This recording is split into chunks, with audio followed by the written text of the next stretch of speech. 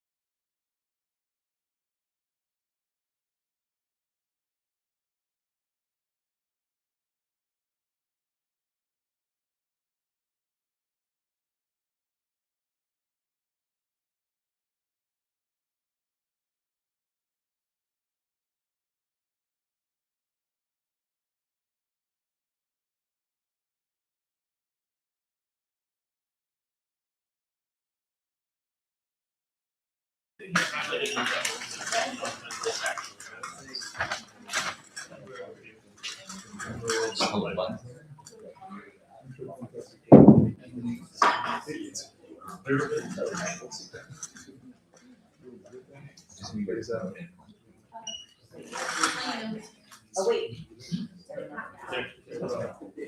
You're here. Yeah.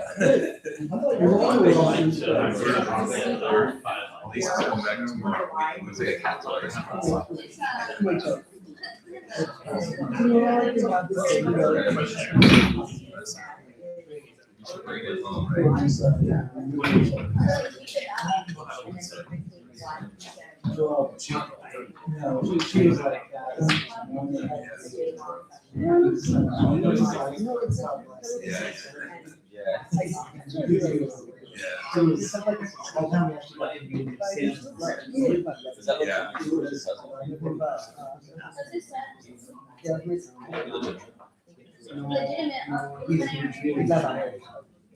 Conversations.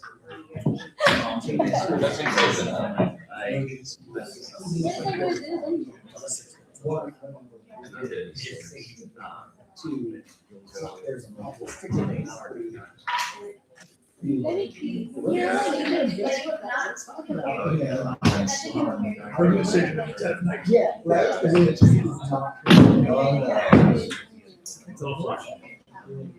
are filled out. Oh, yeah. Yeah, that was a regular meeting, it seemed special. It was just a weird. Hello.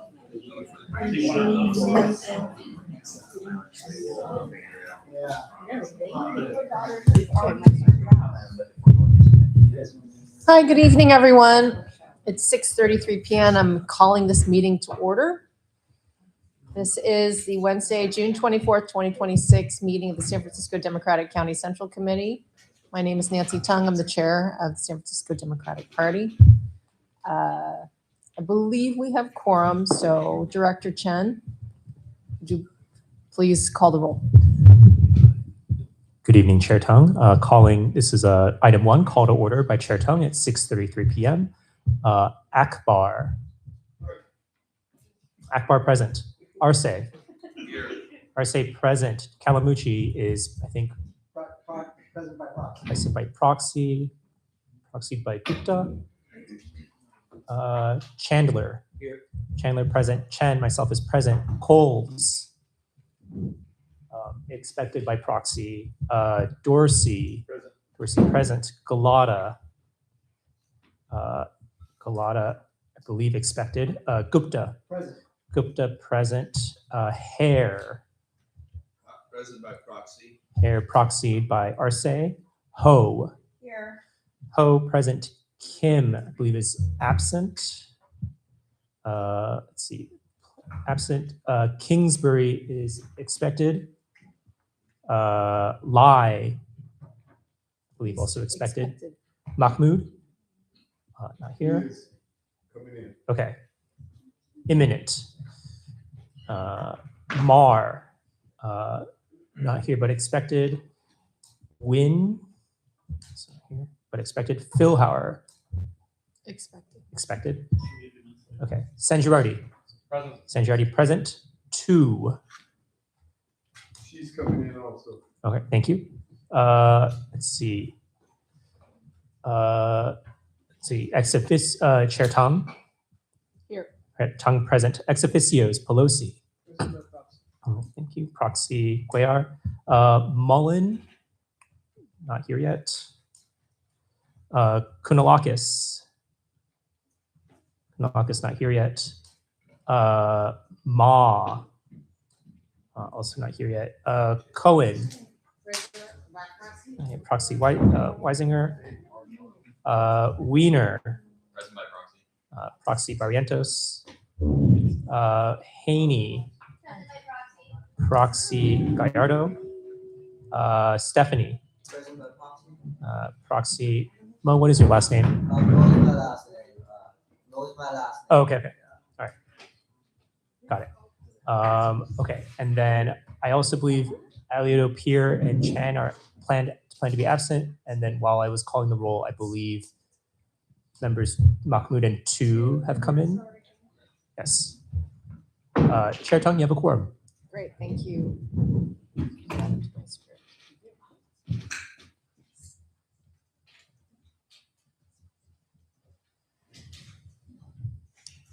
Okay.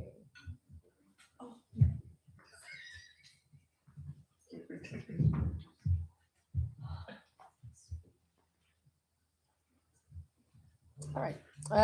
So agenda item number 2, approval of meeting minutes. Members, are there amendments to the agenda? Seeing none, is there a motion to approve the agenda? So moved. And a second? Anyone? Second. Thank you. Second by member Sandrardi. All those in favor? Aye. Any opposed? Any abstentions? All right, the agenda is approved. Item number 3, approval of the meeting minutes from our meeting of April 22nd, 2026. Is there a motion to approve the meeting minutes or any amendments to it? Motion to approve? Anyone? So moved by member Sandrardi, a second? Second. Second by member Chandler. All those in favor? Aye. Any opposed? Abstentions? All right. The meeting minutes from April 22nd are approved. Item number 4, which is general public comment. Before I turn it over to our executive director, I want to take a moment to remind everyone that the California Democratic Party Code of Conduct, which we have adopted, applies. In addition, our own code policies regarding to our central committee pertaining to the curbing of sexual assault and harassment. We have our own special code of conduct. The behavior we expect of people here is to be welcoming, friendly, and respectful of people with differing opinions. If you violate the code of conduct, I will ask you to leave. So with those expectations, Executive Director, how many comment cards do we have? 12. Okay. Since we have allotted up to 1 hour for public comment, and there are 12 speakers, each speaker shall have the maximum 2 minutes generally allowed. Additionally, if you are taking a privilege when speaking, such as an associate member or president of a club, please state that before you begin your comments so that our executive director can allot you the correct amount of time. And go. Okay. I'll shuffle all these microphones around. One. Here. Goes there. There's a method to the madness. Trust me.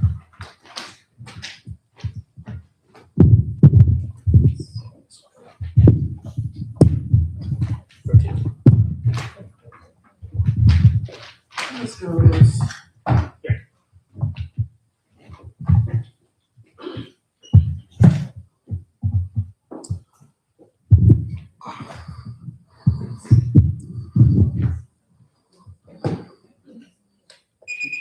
All right. If you would like to make a public comment tonight, please fill out a comment card available at the table where I am seated. I will call speakers in the order that I received comment cards. Please note, this body takes all public comment during this item.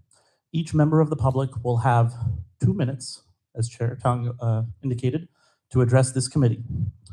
Associate members, including club presidents or co-chairs, members of the Democratic State Central Committee, Assembly District Chairs, and regional directors will have double that time, or 4 minutes, to address this committee. In order to invoke this privilege, please clearly state your name and that you are an associate member of the San Francisco Democratic County Central Committee, and wait for the chair to confirm with me to recognize your privilege to speak for 4 minutes. I will keep time with a digital display positioned in front of me. A chime will sound when your time has elapsed. Thank you in advance for your patience. And with that, let's get to the list.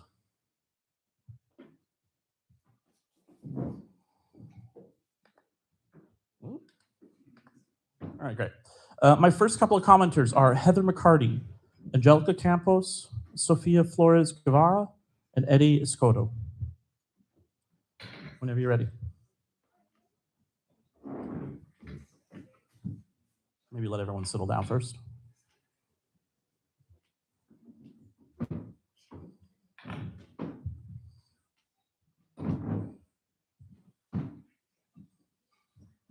whenever you're ready.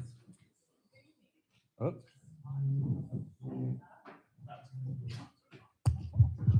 Thank you.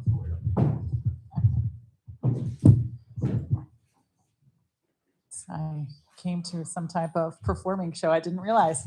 Good evening. My name is Heather McCarty, and I serve on the City College Board of Trustees. And I'm here tonight in support of Agenda Item 11, the resolution urging action to protect Free City College. I know that this budget process is forcing a lot of genuinely hard choices and a lot of painful cuts. So I want to be clear about why Free City is different. This isn't spending, it is an investment. And it's one of the rare ones that helps people actually gain the skills to achieve meaningful economic uplift. For roughly $9.3 million, more than 20,000 San Franciscans accessed free job training, transfer preparation, and upskilling last year. We had a 93% participation rate, which is the highest in 5 years. And it is training the skilled workers our local economy needs. And it's a voter-backed promise going on 8 years now. When we invest here, we get people moving up. And it protects our most vulnerable. 30% of participants qualify for the Free City Cash Grant, and 100% of those recipients are economically underserved. We're talking about first-generation students, foster youth, veterans, CalWorks folks. They're facing an annual unmet need of $15,000 per year. So they are struggling. And in fact, many of our City College students are struggling. Last year, more than half of City College students reported in the fall that they were food insecure. So for many, this grant is the difference between staying enrolled and having to drop out of college in an emergency.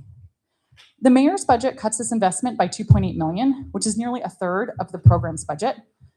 In a budget full of hard trade-offs, this is one cut that costs us more than it saves. When you cut an investment in people's skills and earning power, you don't just save $2.8 million, you lose the workforce, you lose upward mobility, and you lose the stability that the money would have built. I hope that you'll support this resolution this evening. Thank you. Thank you for your comment. Up next, I have Angelica Campos. Yeah, actually, my colleague doesn't like it. He wants everybody to hold the mic. Okay, I'm ready to do that. Okay. Go for it. All right, my name is Angelica Campos. I was the most recent student trustee at City College of San Francisco. I'm a D4 resident, as well as someone who's very involved in the city. I'm on the board of Harvey Milk Democratic Club, have been involved in several other organizations in SF. I just want to say I'm wanting to speak in favor of, is it item 11? Item 11, the resolution to support and protect Free City College. And that's actually where I spent all of my day today at City Hall for Public Comment Day. And I just want to say, for me, Free City College is not just about tuition, it's about safety. That's something that I think a lot of people don't make the connection between of how City College can be a safety net or a mobile for, community safety and well-being. For me, for example, myself, beyond just my involvement in student government, I participate in an academic program called Project Survive. And what I have been taught the last year in that program is about, promoting healthy relationships and domestic violence prevention and sexual assaults amongst our CCSF students. And also most recently, I've been teaching and educating in SFUSD. So that's just a snapshot of the wider array of programming that we have at City College of San Francisco that I wouldn't have been able to access, my peers wouldn't have been able to access without Free City. So I just want to encourage all of you to support that resolution that's on the agenda today. And I want to say I appreciate you all. Thank you for your comment. Up next, I have Sofia Flores Guevara.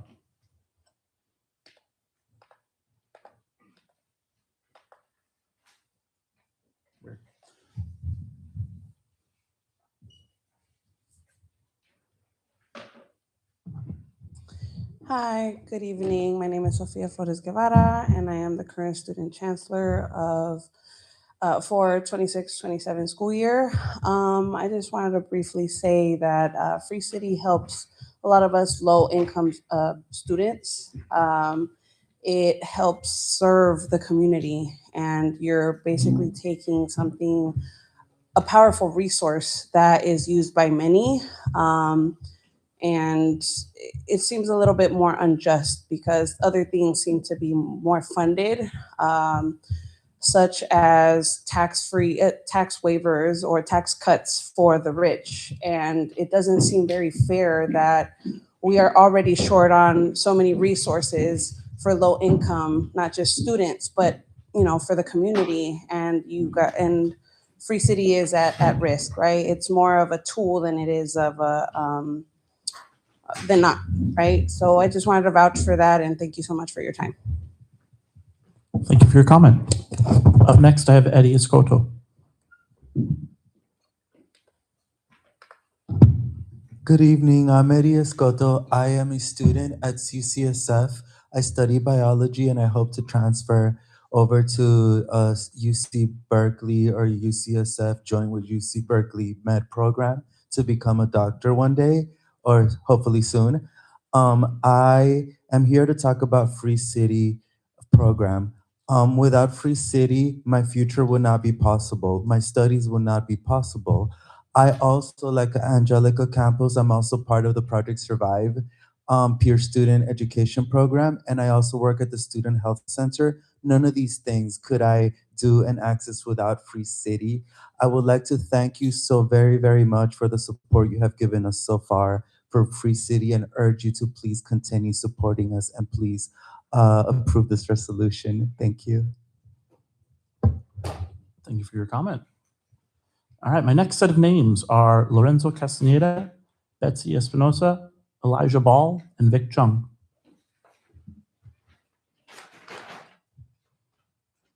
So Lorenzo.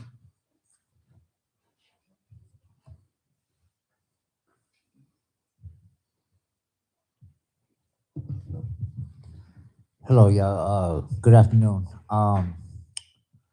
So some of y'all know me, some of y'all don't.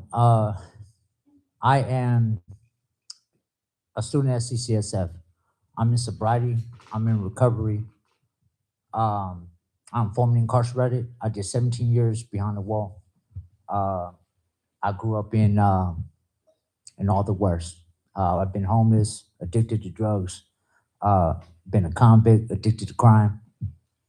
And with the help of Positive Directions, helping me get sober, and with the help and the resources of Free City, I'm president of one of the first sober clubs on campus at Ocean Campus. I'm a treasurer of the Garden Club. I am a core member of the Students for Justice. I'm also involved in the student government at CCSF. I ran for student trustee, didn't get it, but that's not going to stop me. Also, I hold seat 4 on the SF Reentry Council. So I really, my gut's telling me that y'all is going to support our resolution, and y'all going to vote to not only keep Free City, but fund it more than you fund everything else. Just please fight for us like you'll fight for yourself. Thank you. Thank you for your comment. Up next, I have Betsy Espinosa. Hi, my name is Betsy Espinoza. I'm a student at CCSF and also a San Francisco native. I graduated from Balboa High School, and after Balboa, I went to City College. At the time, it was $46 a unit, and it was extremely difficult for me to go to school full-time and work a job full-time, pay my rent, and go to the gym and get 8 hours of sleep. There would be no way that I can even have a family or anything, or create a family, because of the financial hardship of paying for school to better myself. So once Free City came, I decided to go back. And when I did go back, there was so many resources. I signed up for Latino Services, and they helped me with an education plan, and they pushed me into all these resources. At the time, I couldn't afford the Muni, and they said if I wrote an essay, they can give me a Clipper card. So I wrote the essay as to why I needed the money for the Clipper card, and I was able to get to work and go to school. And City College is a resource for all of us, not just San Francisco natives, but people who live in San Francisco. It's very welcoming, it's very encouraging, and it pushes you to try to be your best. So my teacher from English 1A is actually here, Elisa Messer. And with Free City, I've also decided to give back to the City College community. I volunteered 20 hours for Project Shine, where I come in and I assist the teacher into helping the ESL students learn English. So please consider not cutting Free City because it can help all of us. Thank you. Thank you for your comment. Up next, I have Elijah Ball, followed by Vic Chung, and then Mei Ling Hui. Apologies if I mispronounced that. Good afternoon, DCCC members. I'm Elijah Ball, and I'm here to say that we must protect Free City College. As an 18-year-old, I moved to San Francisco to attend college, and I was the first in my family to attain a degree. And the path to higher education was not easy. 14 years later, I stand here today as a proud San Franciscan and a professional college campus planner. And I've had the opportunity to work and see many students throughout California within the 72 community college districts. And what I hear is that higher education is so hard due to the cost of living, trying to pay rent for that person that is a parent, but also going part-time to school. And to me, and especially for many students, which I've been hearing for the past couple of weeks in San Francisco, the Free City program helps make college possible. It helps the students cover the real costs of attaining higher education. And to me, right now, City College and San Francisco, we must continue to lead by example. And I ask the DCCC to pass a resolution urging action to protect Free City College. As I see it, any dollar that is taken away from City College is just that door of opportunity closing 1 inch more. So thank you so much for your time and consideration on this matter. Thanks. Thank you for your comment. Up next, I have Vic Chung, Mei Ling Hui, and then Alyssa Messer. Sorry. Good evening, committee members. My name is Vic Chung. I use they, them pronouns, and I also, like Trustee McCarty, serve on the City College Board of Trustees. And some of the other fun facts I'd like to share with you, or perhaps not so fun, about our higher educational system is that I know it's been a minute since some of you have been to college. Maybe you have some kids along the way who might be applying for financial aid or know friends that do. But the federal and state grants that our lowest income students receive are exactly the same in San Francisco as they are across our nation as well as our state, which means despite the higher cost of living in San Francisco, they receive the exact same amount of financial aid. What's incredible about our Free City program is we really, not only have we provided a cash grant for our lowest income students, these are the students who have also taken the most amount of, they take more units than other Free City recipients. They have better retention, as in they continue coursework from fall to spring.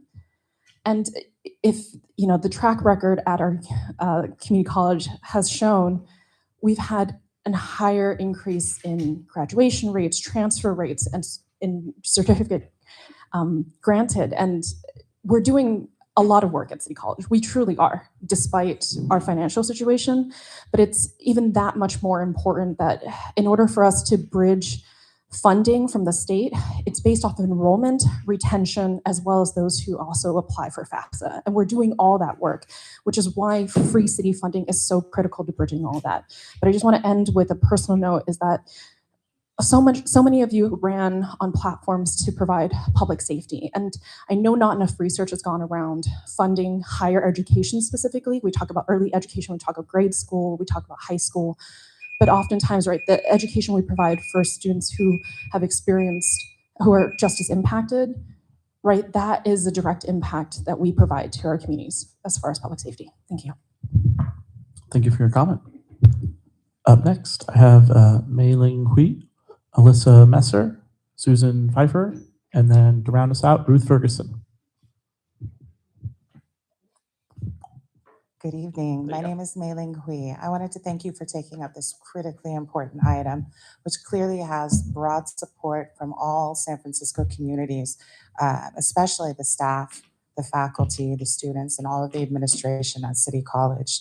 Through the demonstrations at City Hall and other organizing efforts, and tonight, we have heard countless personal stories of how City College has helped our community members to thrive. I too am a City College success story. Having grown up in economic instability, attending City College was one of the first times I experienced nurturing. City College took care of me as a whole person. It helped me not only with my education, but in growing my understanding of myself, what I'm capable of, and how I can contribute to my community. Because of City College, I was able to achieve union work and stabilize my economic life. And but life in general was less expensive when I went to school. The per unit cost at City College was less than half what it is now when I attended. But it was still hard. It was still incredibly hard for me to be a student and put myself through school. I would not have made it without all of the support from City College, the financial aid, the on-campus jobs, even the health center. I speak in support of the resolution today, but I also urge the mayor to listen to all of these voices raised in support of Free City, to not only restore, but to secure this funding for generations to come. Thank you very much.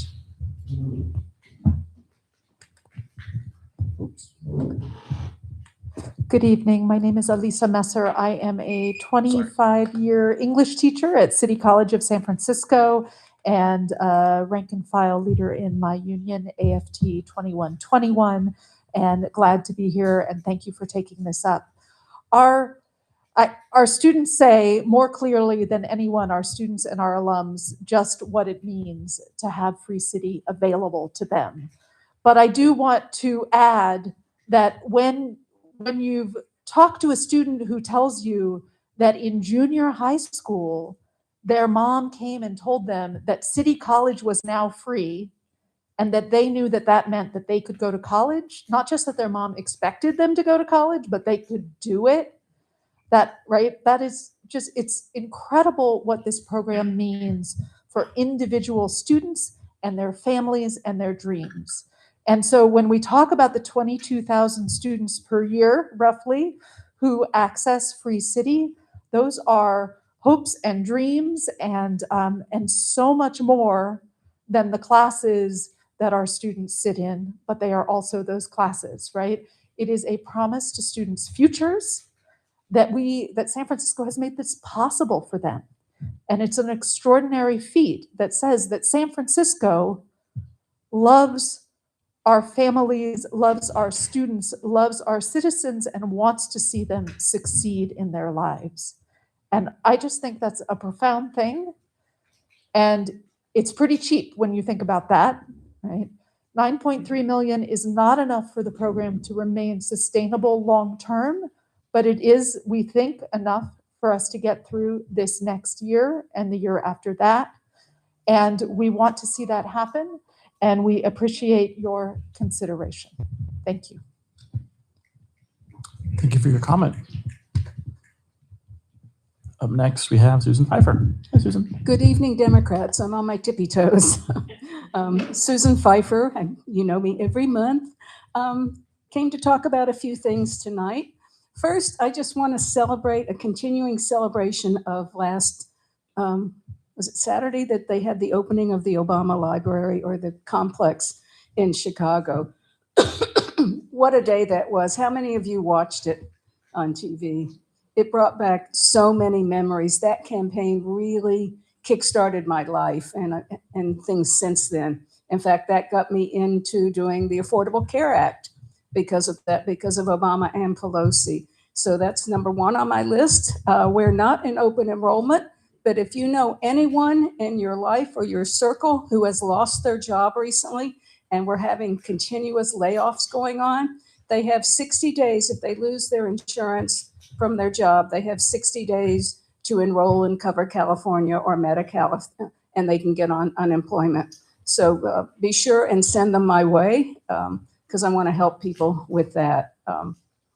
Secondly, now that the primary is over, the election has started for the midterms. The Bay Area Coalition, which this organization is a part of, is kickstarting their phone banking tomorrow night. The state party will be managing the first 2 weeks of phone banks on Thursday nights, and then the Bay Area Coalition will kick in after that. And we're continuing to do CA 22 and CA 13. We may do a Southern California race as well. So we've got fresh candidates, and we need everyone putting their energy forth on this to get on the phones or go to Modesto and knock on doors. We cannot say, I wish we had. This is the year we have to do it. So I'm just saying, get started on that. I think that was the main stuff I wanted to say. So. Thank you for your comments, Susan. And +1 to phone banking, canvassing. Ruth Ferguson, followed by Louise Zamora, and then Alia Chisti. Hello, everyone. I'm Ruth Ferguson. I'm a trustee for the City College of San Francisco. In April of this year, my colleagues and I, most of whom actually are here tonight, exciting, we voted for a resolution that mirrors the one that is before you today. My colleague, Trustee McCarty, just shared the inspiring data points for why we were proud to stand together for Free City, because the receipts for this program are really incredibly strong, because the college is getting back on track, steadily and sustainably growing enrollment to secure its long-term future, because this is a program that changes the lives of San Franciscans across kind of every demographic and background and their future goals and aspirations. This is personal to me. Every person in my family attended community college, including me. My parents really struggled to earn their degrees. My dad worked many odd jobs to pay his way through Santa Rosa Junior College, and my parents relied on food stamps with a young family while they were still in school. I still remember the day they celebrated with us, paying off their student loans. And that was many moons ago, when the cost of living and the cost of attending school and the trade-offs associated with that, even community college, was much easier. For students today, the trade-offs and costs of attending community college, even with free tuition, like Free City, the kind of baseline Free City, is often too much to bear. So today, I am urging you to follow our board's lead. Like I said, we voted unanimously to support it, this resolution, and support this resolution before you today. I know that this is an incredibly challenging time with our budget. I don't discount the tough decisions our city has to make, but fully funding this program will ensure that we continue to uplift future generations of San Franciscans who are working so hard. And we've heard some of these stories today, which are so inspiring from past students, current students. They're working so hard to improve their lives, their own lives, their families' lives, and our city. Please support the resolution. Thank you very much. Thank you for your comment. Louise Zamora.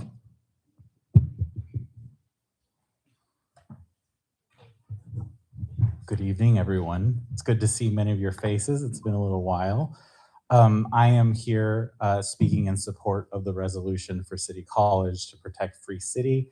I'll just keep it brief. As many of you know, we've been working hard at City College to put us back on track to make financially responsible long-term decisions. And this money is really going to go a long way to help us provide affordable, free community college to students. We're growing again, and this really needs to be something at the forefront of our decisions. But again, as my colleague has mentioned, there are tough decisions with this budget, and we completely respect that. But we are asking that you support this resolution tonight. And I thank you all for not just this, but all the work that you're all doing across the city and for really the state of California. So good to see you all again.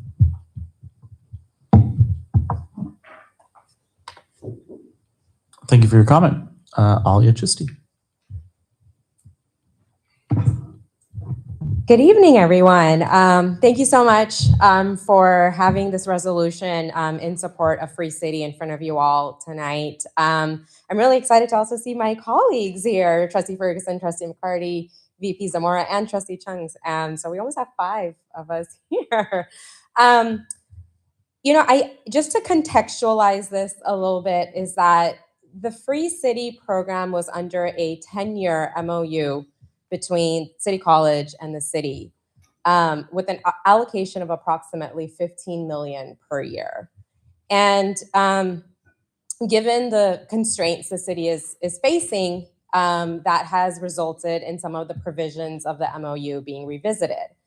And so right now, what we are trying to do is, the initial allocation of $16.5 million was egregiously below what the true cost of this program is. So getting it back to 9.3, it will be really, really helpful. And I want everyone to understand this money is going directly to students. So students who are there taking classes will get a portion of this money for their tuition. And then the second half of those students get a grant from the city to help them with books, transportation. So this is really making sure that people have access to education. I think it also, the concept of Free City is really about how we as San Franciscans view education. We want people to go back, take classes, maybe learn something new that they haven't. And so the Free City really encompasses this beautiful notion of, how we view education, how we want our residents to be expanding their minds. So thank you for supporting the board in this process. Thank you so much for helping us do our advocacy to make sure we help our students reach their goals. Thank you. Thank you for your comment. Chair Tung, there are no more comment cards, and there is no further written public comment that was conveyed to me since the last time I emailed you all at 4:30 or 4:15.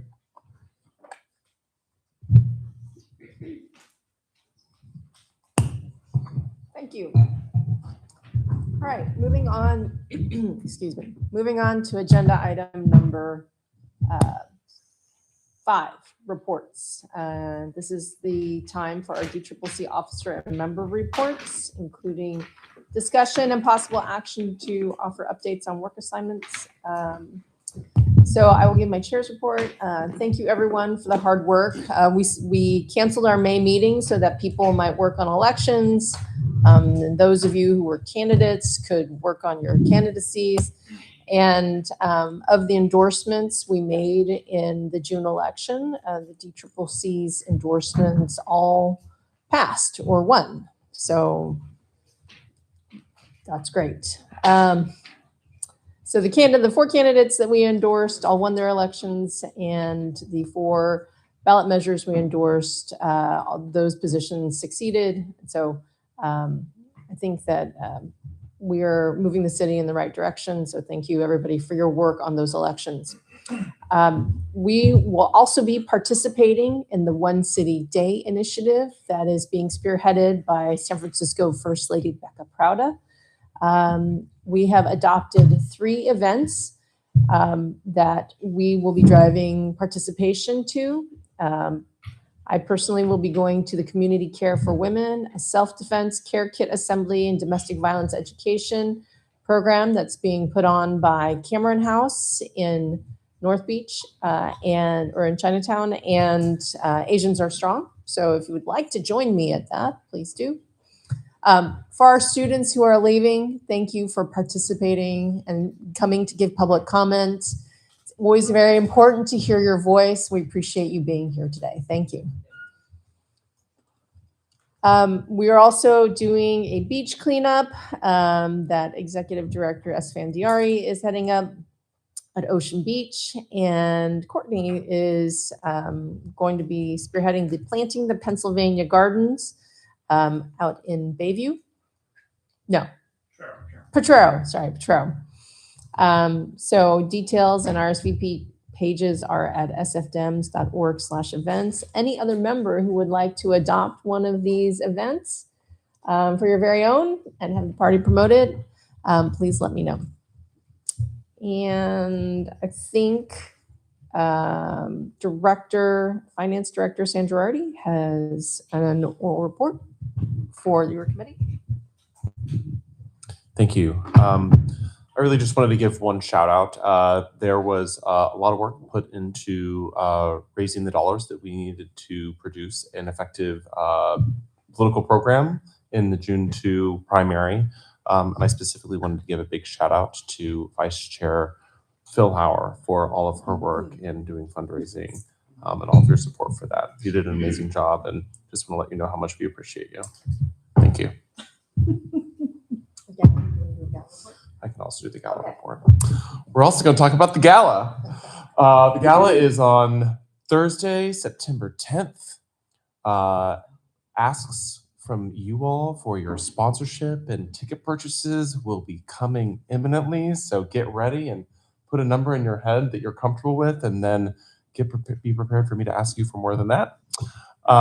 We will have more updates. I think we're going to be sending out the save the date this week sometime. Everything looks really great. I want to thank Courtney for all of your work in that and getting it prepared. And I also want to thank my fellow co-chair, Carrie Barnes, who will be serving as co-chair again this year, as well as the two other committee members this year, Chair Tung and Jamie Hewling. So those are the updates for now. Okay. And I think Member Kingsbury has an update for Director Coles. I think it's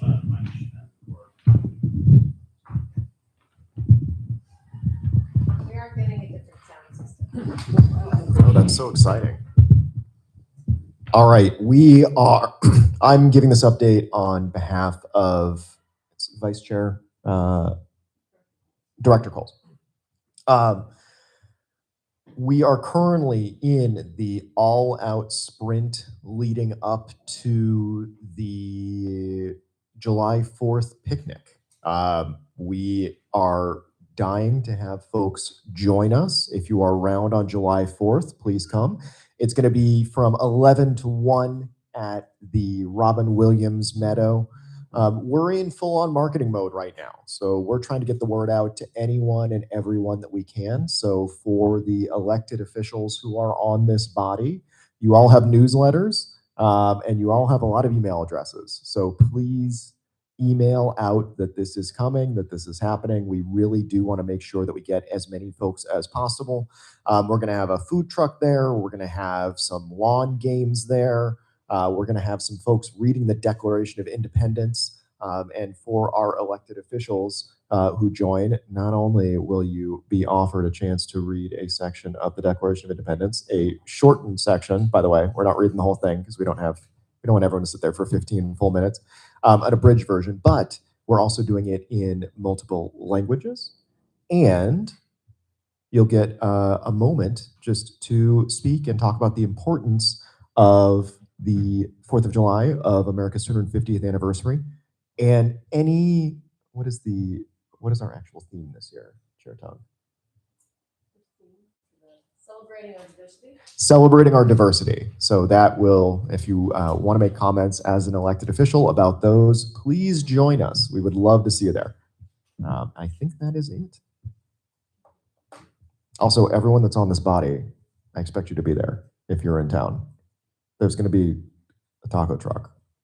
A lot of burritos. There's going to be a lot of burritos. You do have to RSVP for the burritos, though.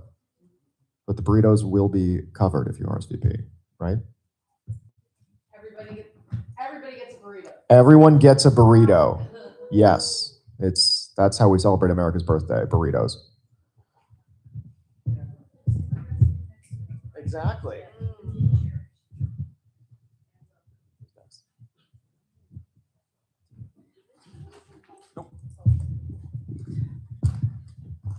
All right. Burritos aside, we're moving on to item number 6, which was Director Chen, Amendment of Policies and Procedures Manual, Article 7, Section 6. Turn the floor to you. Thank you, Chair Tung. Colleagues, this is a relatively small amendment on clarifying timelines on when ballot measure endorsements are early or on timely. We want to clarify that when the Department of Elections or when the relevant electionist authority says that this measure is definitely for sure qualified and going on the ballot, then the DCCC is able to endorse. And looking ahead specifically to this November election, there is some ambiguity in the current bylaws about Oh, whether. I'm sorry. No. Oh, sorry. We have one more report that we need to give. I'm so sorry. It's not highlighted in yellow and my eyes are really bad. I apologize. Region 7 Director, if you have a report.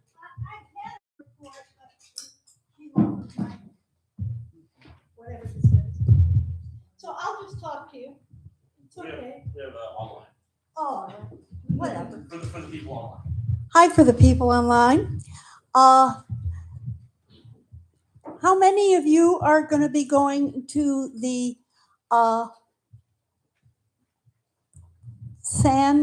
gosh, I can't. E-board in San Diego. E-board in San Diego. Yeah, there are four of us. Okay.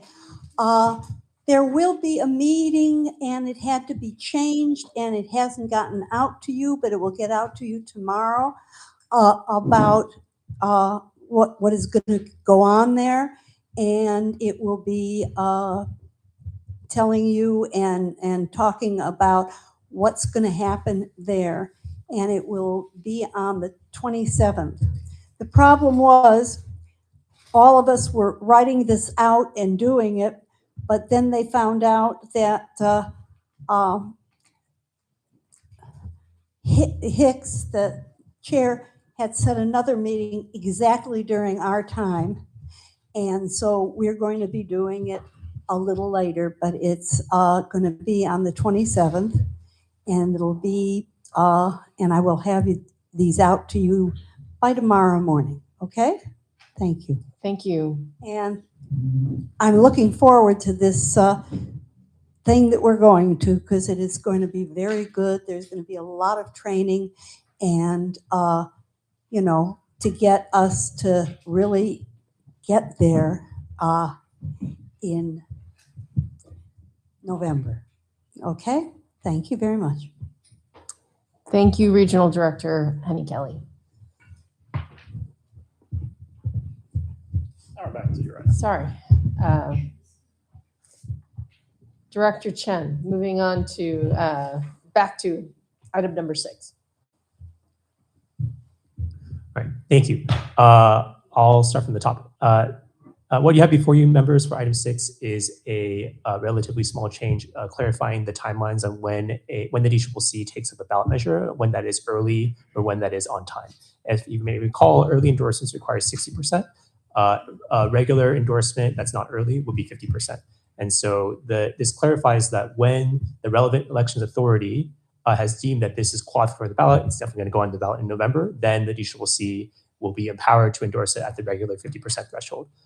And in particular for November, there seems to be, we don't know how many ballot measures locally we'll find. I thought it would be prudent that we would be able to, at least for the ones that we know are qualified, endorse some of them in July and not wait to take all of them in August. So that is the item before you. I'm happy to take questions. All right, any questions, members? Okay, seeing none, is there a motion to approve this amendment to the policies and procedures? Moved by member Dorsey. Is there a second? Second. Second by member Gupta. Let's do a roll call vote. One moment.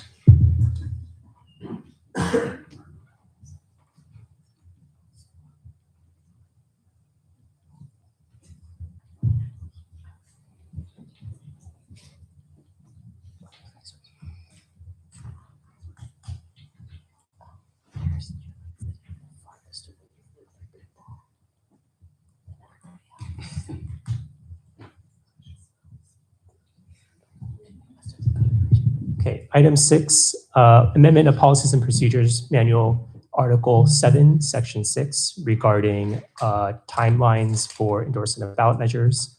The motion is to approve this amendment. The threshold is a majority, so more than 50%. Calling the roll, starting from Hare, proxy Arce.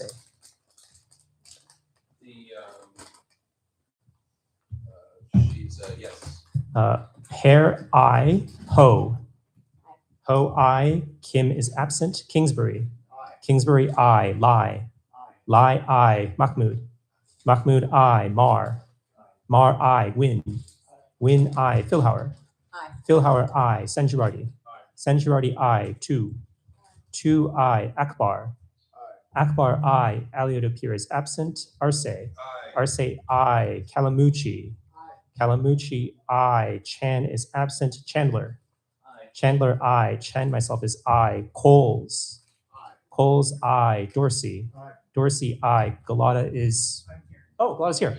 Sorry. I. Galata is I. Sorry. Gupta. Gupta, I. Ex officio is Pelosi. Pelosi, I. Mullen. Mullen, I. Kounalakis. Kounalakis, abstain. Ma. Ma, I. Cohen. Cohen, I. Wiener. Wiener, I. Haney. Haney, I. Stephanie. Aye. Stephanie, I. Chair Tung. Aye. Tung, I. Have all those who wish to vote voted?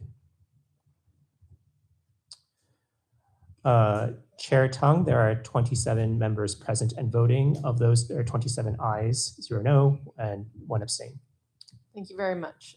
Moving on to agenda item number 7, amendment of policies and procedures manual, Article 7, Section 5.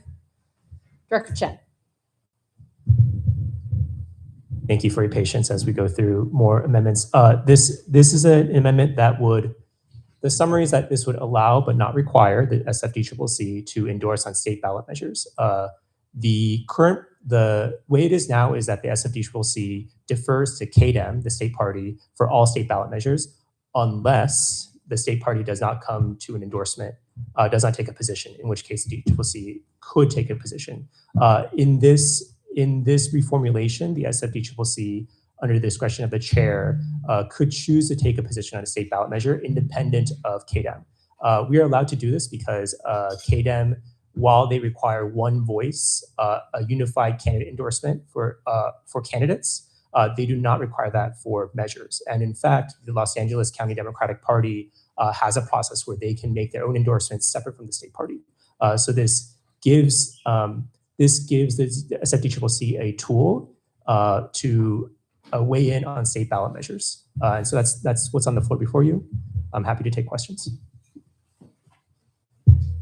Any questions or discussion, members, about this amendment to the policies and procedures manual? Seeing none, is there, sorry, I'm sorry, Member Galata, yes, thank you.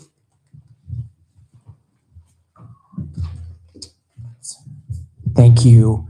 I did just have a question or just a couple comments maybe on this as well, which is just, I was not aware that actually that DCCCs did have the potential option of not aligning with the state party on ballot measures, because I always understood the one voice rule to apply, kind of across the board on endorsements, whether it was for candidates or for ballot measures. So it's interesting to hear that LA actually does have a provision that allows them to act distinctly from the state party. I do think it's important. The one voice rule has been an important part of our party's endorsement process, and I think the state party has its process, and I think it's important. We're all also delegates to the state party, so we have a voice, of course, in that process as well. As a former rules committee member at the state party, I'm just also curious about our bylaws in terms of this change, in terms of whether this would put us at all at risk. And from a bylaw standpoint, the state party does have to approve county committee bylaws and changes, and there are specific requirements that we have to uphold. Now, clearly LA has a certain provision, so I'm not sure if we're following LA, if we are taking a different approach. So I just had a question about just procedurally how we're proceeding here, and if we've engaged the state party at all, or provided them any sort of notice or asked for their guidance around how we might be proceeding here, just so that we're aligned with the state party practice. Personally, I don't know if I'll be supporting this proposed bylaws change, because I do believe in the state party process around the state measures and candidates. So I'm still kind of debating whether I think this is actually a good move for us to do, and I'd be curious to understand how it's been in practice in LA. But without that kind of information, I'm just curious more procedurally, any sort of engagement with the state party or review of this proposed change.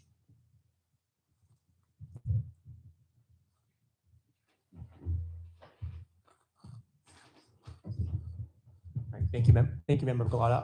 I also want to make sure, I also believe it is important that our bylaws of the DCCC are compliant with the state party. I have perused the state party bylaws, and I can give you the section and number that enumerates the one voice rule, which is, let me see if I got this right. Article 8, Section 1, subsections D and E, which say both the one voice rule about candidate endorsements and also the penalty for local county committees if they don't, and theoretically, technically, the local county committees are independent of the state party, but the penalty if a local county committee chooses to do a candidate endorsement separate from the state party, then that means that all the county delegates are not recognized, shall not be recognized. And so, to my understanding, this is 100% compliant with the state party. We know that other county committees are doing this, have done this before, and there are provisions in their bylaws. I am happy to. I'd like to proceed with it tonight, and also, if in the future something does come to our attention, we are happy to make changes. I will be happy to propose changes. Sorry. Any other questions, discussion, debate about this item? Yes, Member Nguyen. Yeah, I just, is there any state ballot initiatives coming up in November that's kind of, is this sort of triggered by the November election that we're taking an eye on? And I'm curious about the process because I'm not actually quite up to speed on the KDEM ballot initiative endorsement process. Is that sort of what we're looking at right now? That's why it has to happen now? Or is it just sort of we just want this power, so we want to do it now? I'm just curious about that. Speaking for myself and not necessarily for everybody on this body, but one thing is that we do know that there's a lot of things that are coming down the line for the state party. There are initiatives, which I think their deadline for withdrawal of initiative measures is tomorrow, in fact. And then also the state legislature is also able to put things on the ballot up maybe to and including August. And so we're still figuring out exactly what's happening on the state ballot. Some things that came to mind was that being able to be first and actually having the power to take a position and say this really does not align with our values would help. For example, at the e-board meeting in the end of July, when most of the state delegates are going to make a decision and to say that, oh, the San Francisco Democratic Party, right, really, for example, not to say, but really opposes the Howard Jarvis Taxpayers Association's measure that would cap, that would really harm state, local, and federal government, state and local government revenue. For example, not for illustrative purposes only. So when I was drafting this, there was no one particular thing in mind. I was thinking in past times that it would add some flexibility and make sure that the endorsements at the state ballot measures would be in some ways match some of the values and stuff that we are also doing locally. Could I Yes. weigh in on this also? Yes. So Member Dorsey. I will be supporting this, and my thinking on it is, I think it would be rare that there would be instances where there would be disagreements, but one that I did think about at the time was, I don't know if you remember in 2016, Michael Weinstein from the AIDS Healthcare Project had a condoms and porn measure that those of us in the Bay Area who are supportive of PrEP and public health were strongly against. And it was interesting that there was a lot of support for it in Los Angeles, and I know that ended up the state party went along as a no, but it was a close call and it was a real floor fight. So I could see scenario, that was one scenario, but I think it would be relatively rare, where I could see San Francisco or Northern California having a real difference of opinion in other parts where there's more votes. So that's one of the scenarios where I could have seen this playing out, and I would want the flexibility for our county committee to take a position that's the right position if the state takes a wrong position. Thank you. Any other discussion or questions? Okay, seeing none, may I have a motion to pass these amendments to the Policies and Procedures Manual, Article 7, Section 5? So moved. Moved by Member Chandler. Is there a second? Second. Second by Member Dorsey. Okay, could we have a roll call vote, please?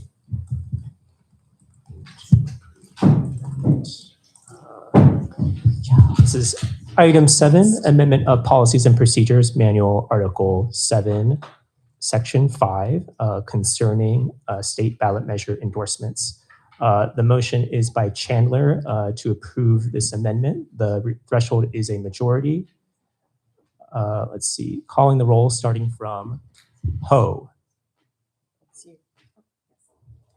Ho, aye. Kim is absent. Kingsbury. Kingsbury, aye. Lai. Lai, aye. Mahmood. Mahmood, aye. Mar.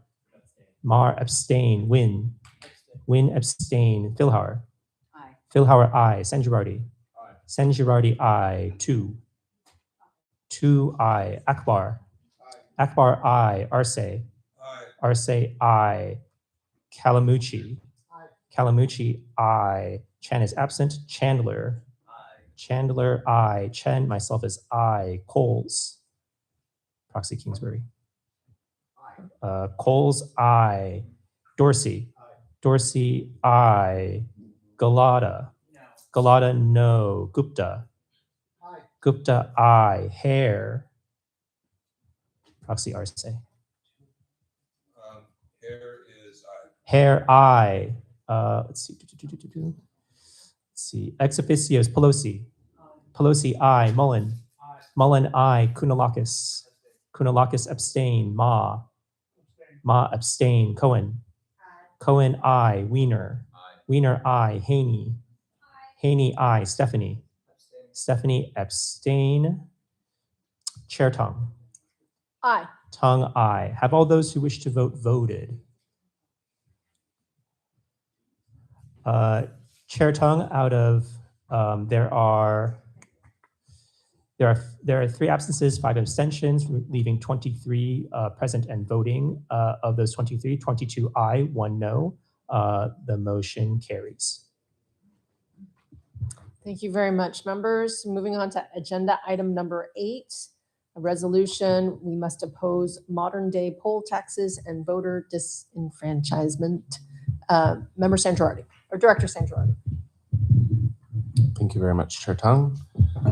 My apologies for having 2 resolutions this evening, which means y'all are just getting me on multiple high horses, so please bear with me.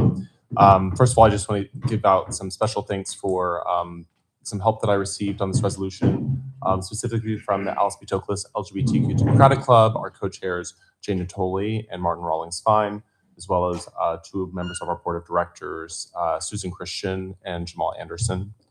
I think that we all know right now that the parties are not the same. And I think that in a lot of ways, I'm not often the most, the biggest supporter of like doing a bunch of resolutions, but I do think when there are actions that are being taken that are so antithetical to the foundation of our party and what we're trying to achieve, it is our responsibility to lift those actions up, to educate voters about them, and to encourage action to fight against them. I think there is an initiative on that will be on the November ballot, and I know the California Democratic Party hasn't taken a stance on it, so we as a party can't specifically take a stance on that. But I can in these comments talk about what that really does. There is a Republican in San Diego, Carl DeMaio, who has gotten this ballot initiative qualified for November. And it would require the use of IDs that have pictures on them, picture IDs. This is a well-worn tactic that Republicans have used for voter disenfranchisement, and it would prohibit or disenfranchise hundreds of thousands of Californians who have legal ID for voting, and force them to go pay for new ID, to find documents that they may not have access to anymore, to pay for new documents and use other forms of ID that they may not have anymore to try to get those new documents, to get this new picture ID. It is Republicans using bureaucracy to disenfranchise people. And it is not just this specific ballot initiative. When I wrote this resolution a little over a month ago, it had just qualified for the ballot, and that was a Friday, and the next Wednesday, the Supreme Court struck down the third and final pillar of the 1965 Voting Rights Act.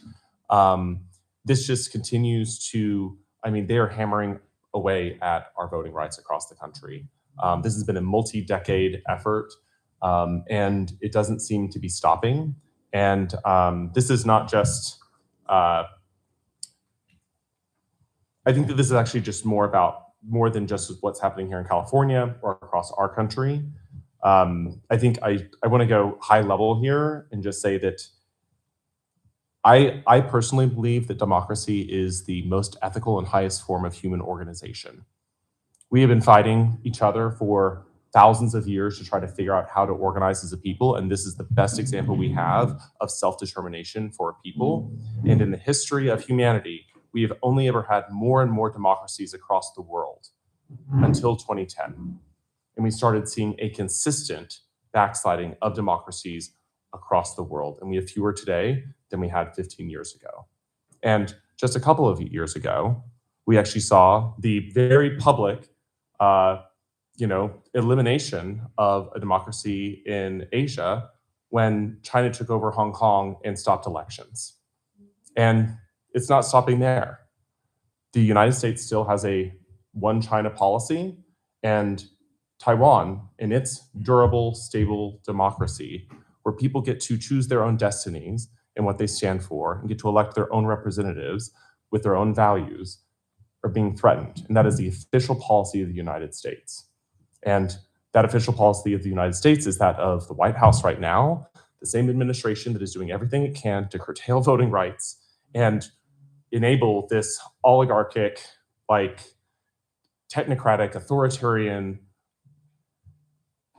power for the few and wealthy to control everything. And they will attack the most marginalized people to scare people into submission. And when that doesn't work, they will simply purge the voter rolls. It is absolutely insane. And this is literally happening also here in California. And I just think we need to speak to that. I want to thank again the members of the Alice Club who helped. I want to thank all of you who I've spoken with who have expressed your support for this resolution. And if you're ever interested in talking about the history of democracy and what it means for people to choose their own destiny and how valuable democracy is, I'm happy to chat with you about it and happy to answer any questions. Thank you.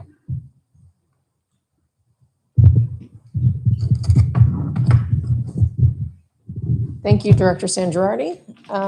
Members, any comments or discussion?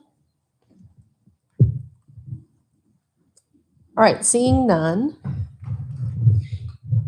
Thank you for bringing this forward, Director Sangiardi.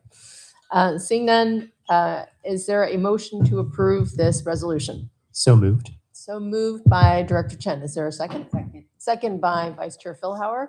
May we have a roll call vote? This is item 8, resolution. We must oppose modern day poll taxes and voter disenfranchisement. The author of the resolution is Sangiardi. The motion is by Chen to approve the resolution.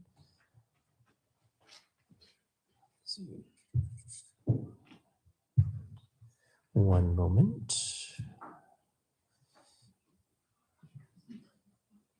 Starting the roll, Kim is absent. Kingsbury. Aye. Kingsbury, aye. Lai. Lai, aye. Mahmood. Mahmood, aye. Mar. Mar, aye. Win. Win, aye. Philhauer. Aye. Philhauer, aye. Sangiardi. Sangiardi, aye. 2.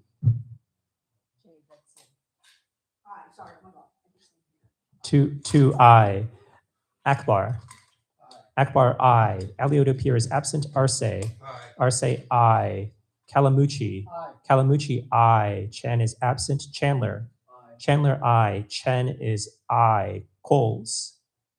Coles is I. Dorsey. Dorsey, I. Galata. Galata, I. Gupta. Gupta, I. Hare. Hare, I. Ho. Ho, I. Ex officios, Pelosi. Pelosi, I. Mullen. Mullen, I. Kunalakis. Kunalakis, I. Ma. Ma, I. Cohen. Cohen, I. Wiener. Wiener, I. Haney. Haney, I. Stephanie. Stephanie, I. Chair Tong. Aye. Tongue, I. Have all those who wish to vote voted? Chair Tung, there are 28 members present and voting. Of those, there are 28 ayes. The motion carries. Thank you. Congratulations. Item number 9, resolution urging reforms in the California Democratic Party's endorsement process. Member Kingsbury, would you like to introduce your resolution? Sure. Okay.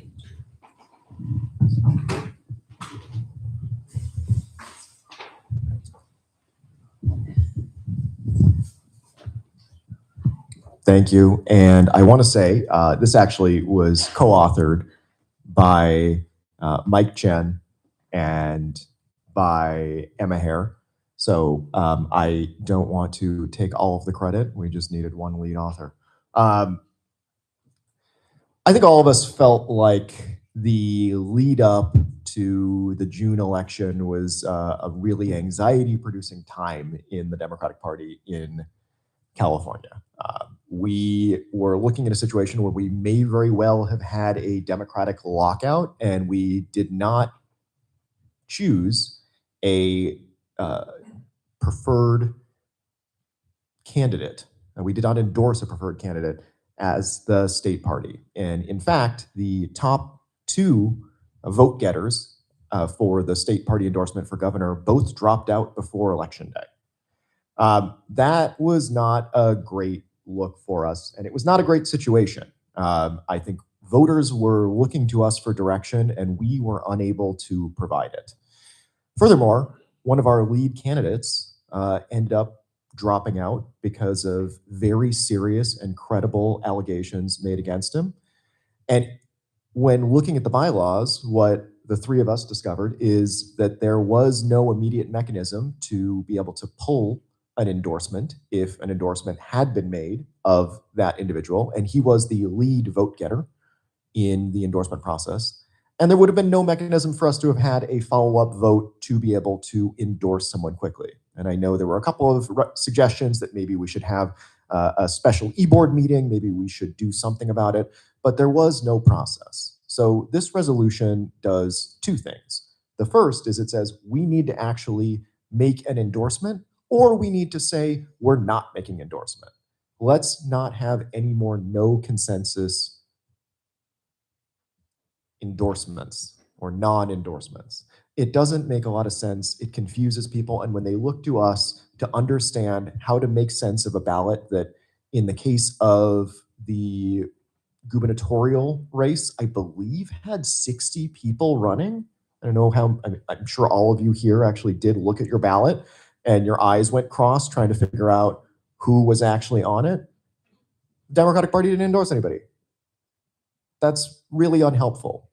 So we want to, our recommendation, which by the way is totally non-binding and is not being sent to the state party, because I've learned something about resolutions, and you can't send resolutions to the state party if they recommend policies, only if they recommend ideas or concepts of an idea.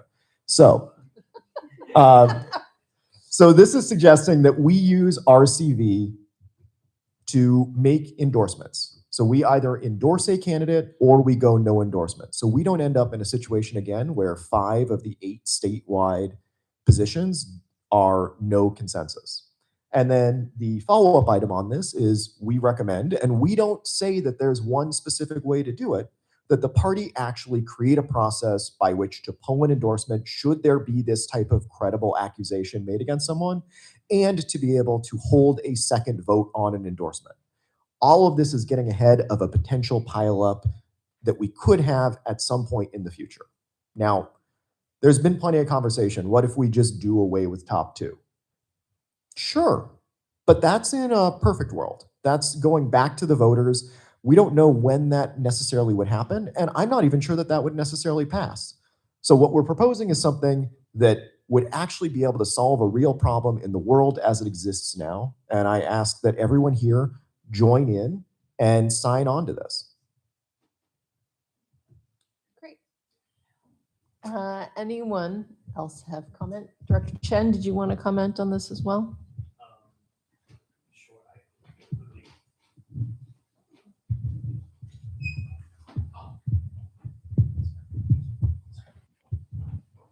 All right. Thank you to Member Kingsbury for introing the resolution. I share, I think, maybe with a lot of you, a lot of the hair of the gnashing of teeth and the pulling of hair because, oh my God, what if 2 Republicans get there because there were 15 Democrats all competing for the endorsement? And you know, I would love for people to be able to vote their favorite candidate, and also knowing that it's just very tough in the current system where I think just like people have been really trying to vote strategically, and that's true. I think not just for voters at large, but also for delegates, because I think delegates also have had this thing that have had this case where they have one shot.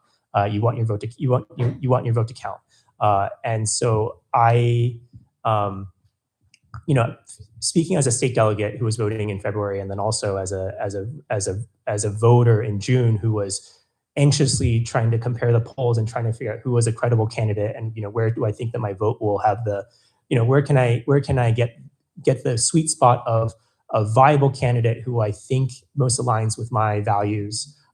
It's been really tough, and I think, and I would love to get a system where people can feel like their vote can matter more, and also where the party is able, especially for a lot of delegates who are like, we should endorse somebody. It's like I'm actually okay with like 3 or 4 candidates, but the current system doesn't let me really express that preference. And so I appreciate Member Kingsbury's leadership on this. Thank you, and also our absent member Emma Hare.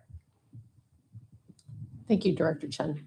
Members, any debate, discussion, questions? Member Dorsey. Thank you, Chair. I think, so I want to express my appreciation to everybody who worked on this, and I applaud what it's trying to accomplish, and I'm not going to support it. I would support it. I do think the subsection B about adopting a process to withdraw an endorsement would be worth taking up, and I think that definitely identifies a glaring issue with the state bylaws. I actually like the 60% threshold for endorsements at the state party, and I think that's consistent with the one voice principle of the state party rules. I don't have as much confidence in ranked choice. I don't know that it's going to necessarily achieve a good result, and I'm just unpersuaded that ranked choice voting would help with the process. I also just never really thought that the likelihood of a 2 Republican finish was really ever going to play out. I will say too, I will confess that my candidate in this was a late entrant who I think had a narrow window of opportunity, Matt Mahan, to identify himself and hopefully catch fire. And it didn't happen, but there was never a scenario where he was going to emerge. I think he would have been, or any newcomer would be disserved by that. So I'm actually comfortable with the 60% threshold. However, I do like the B, and I hope you know, that the party does take that up, because I think this past election did identify that we could have had a real problem. So that's right. Anyone else?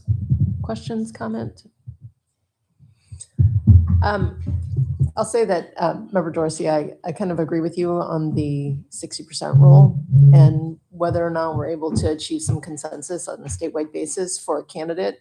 60% is pretty good, and if we don't get to that place, and it's essentially a no endorsement anyway, right? We don't take a position, we don't take an endorsement as a statewide party. I agree with you, though, that there should be some provision to rescind an endorsement, given, you know, what we just saw in this election cycle. I I know this isn't binding, but I do think it's food for thought for the state party to consider. I will be supporting it, even though I have this disagreement, but I will be supporting this resolution. Director Chen.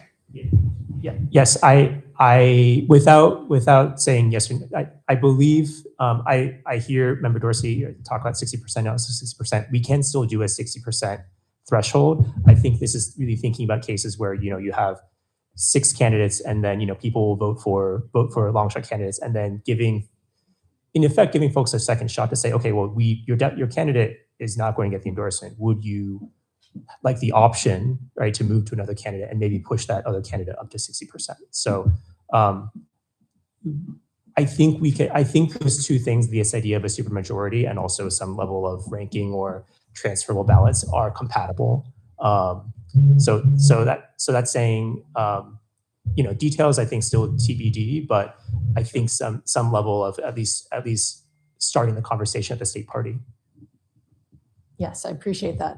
I also appreciate that ranked choice has really worked out in San Francisco. Although we have had it for a very long time, it still confuses voters. So hopefully party insiders might be a little bit more, I don't know, sophisticated about, I don't know.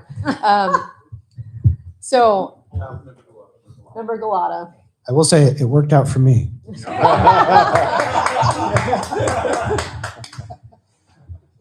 I just wanted to say too, I support the intent of this resolution. I do think we need reform and not seeing the party make endorsements when it really matters and it's important in these critical elections. We really do need a process that allows that.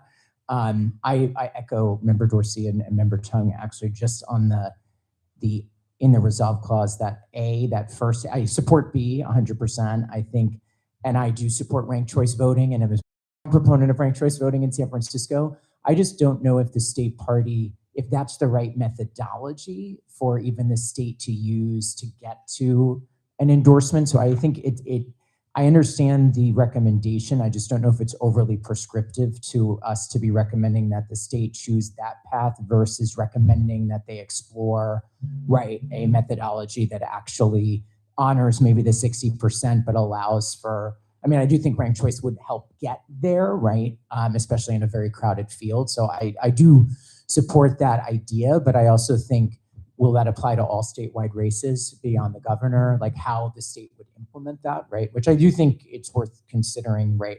What the impact would be for other candidate endorsements, particularly for statewide offices, maybe not necessarily for congressional, or Senate. But so I don't know if there's openness to, because I do want to support this. I just kind of struggle with a little bit of that. Is that the right kind of recommendation, or should we really be just asking the party to explore options, right, that maybe include ranked choice voting? I don't know if there's openness to some language change, but in overall, I think this is definitely something that we should work with the state party, work with the rules committee at the state to really understand, and raise it there. And I hope that this actually brings a conversation to the next e-board or convention on this. So thank you for bringing it forward. So I think there's a question to Member Kingsbury, Director Chen, whether or not there's some openness to an amendment within the language to make it less prescriptive and more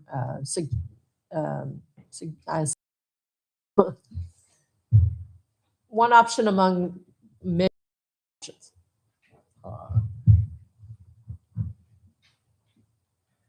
I am more than happy to change the subject section A to say use ranked choice voting or an alternative method to encourage an endorsement when multiple Democrats are running. I think that that's totally reasonable. It's not something that we are sending to the state party. There is a rule that has been suggested at the state party by a member in Southern California that I believe will be considered at e-board about moving these endorsements to ranked choice voting. And I just really want to just quickly sort of emphasize what was already said, which is that you could still set this at 60% if you really wanted to. But I also don't want to get too caught up in the details because, again, this is a non-binding resolution that's not being sent to the state party, and we can only spend so much time talking about it. The reason why I have faith in ranked choice voting when it comes to California Democratic Party delegates is our job as state party delegates is to be informed on this stuff and to actually be able to rank, say, our top 4 or 5 favorite candidates. And know things about them, and they all call us and ask us to vote for them and tell us things about them, and we get to meet them and touch them in ways that candidates, you know. Okay, well, maybe that's a different way. Yeah. Shake hands. Only if you want to. No. But we all get to see them, right? We all get to talk to them. We all get to know them. We all get to pick. You know, we all get to really understand them on a deeper level. And that's why voters look to us to make these decisions. And that's why I have confidence that people that are elected delegates or appointed delegates would actually have the ability to say, you know what, if it's not this person, then it's this person. If it's not this person, then it's this person. I think ranked choice voting is a challenge for normal voters because normal voters are busy. And I personally think it's really a struggle to decide who your top 3 favorite candidates are and be able to name anything about them. I think most people are like living their lives. So for us, ranked choice voting as insiders, I think does make a lot of sense. But as I said, I'm ready to accommodate the request by Member Galata. And yeah, so let's vote on this thing. I am accepting a friendly amendment. I thought there was no such thing as friendly and unfriendly amendments. Yeah, it's just an amendment. So Correct. The regional director is correct. There is no such thing as a friendly amendment. So are you amending the what is it, A clause? yes, amending the A clause. To reflect the suggestion of Member Galata. Yes. All right. Do we have a motion to approve this resolution as amended? So moved by Member Galata. Second? Can I second my own? By Member Mahmood. Could we have a roll call vote, please?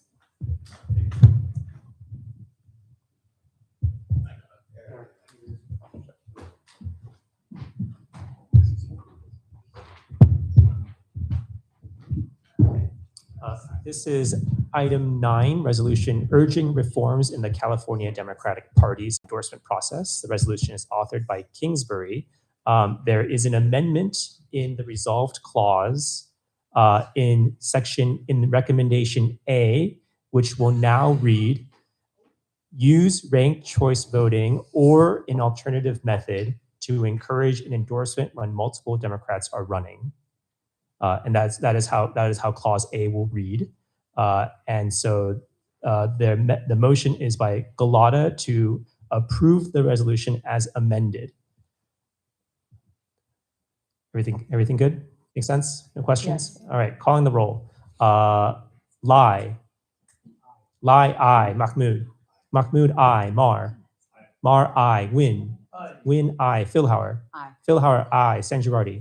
Sanjurati, aye. Two, aye. Akbar, aye. Alioto is absent. Arce, aye. Kalamuchi, pass. Chan is absent. Chandler, aye. Chen, myself, is aye. Coles, aye. Dorsey, no. Galata, aye. Gupta, aye. Hare, aye. Ho, aye. Kim is absent.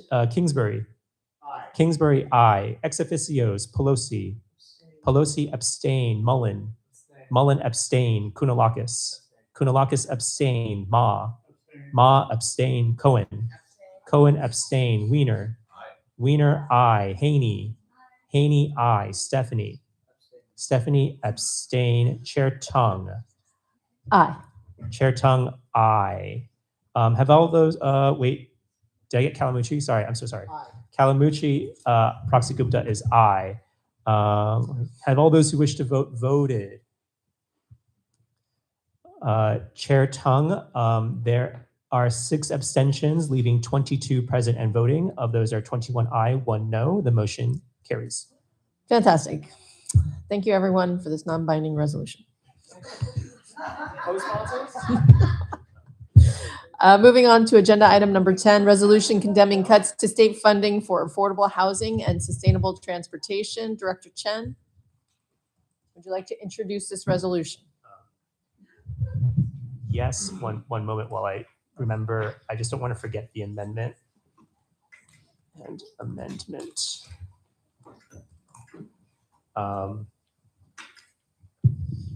Yes. Thank you, members. This is a lot of, I'll try to keep this really short. This is a resolution. If you've seen the news, this is somewhat niche. However, you may have heard that the California Air Resources Board, also known as CARB, approved new regulations that would have the effect of reducing funds in the Greenhouse Gas Reduction Fund. This is a fund that the state uses to approve climate mitigation projects, including affordable housing and transit. Unfortunately, these new rules that are coming into effect this year are forecasted to decrease funding significant amounts for housing and transit, and including in San Francisco. Specifically for Muni, which I'm the most familiar with, this is set to defund a large portion of the train control project, which is a project that is trying to replace a 30-year-old train control system that still runs on floppy drives. Without the state funding, we don't know if we're going to be able to complete this project.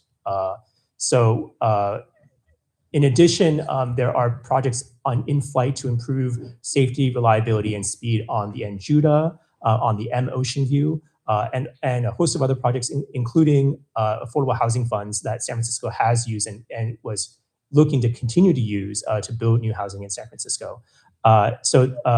This resolution is asking, state leaders, including Gavin Newsom and the legislature, to find ways to restore some of this funding, if not through CARB, but through some other methods. I know that, for example, that State Senator Scott Wiener is working on efforts in the budget right now. But it is a tough time budget-wise, I think, everywhere. But especially with transit, especially in the Bay Area, especially with housing, to be losing these funds in such a critical kind of time is a real blow. And I respectfully ask your support in asking the state to find money to make sure that we fund discount programs for seniors, discount programs for people with disabilities, free programs for free Muni for youth. These things are all funded by the Air Resources Board funding that currently is in jeopardy. Happy to take questions, and thank you for your time. Thank you, Director Chen. Members, any questions for Director Chen or any discussion regarding this item? Okay. Seeing none, is there a motion to approve this resolution condemning cuts to state funding for affordable housing and sustainable transportation? Member Nguyen, are you moving? Yes, okay. It's moved by Member Nguyen, seconded by Member Chandler. Could we have a roll call vote, please? One moment. Sorry, presenting and tallying votes. I am not good at doing both at the same time.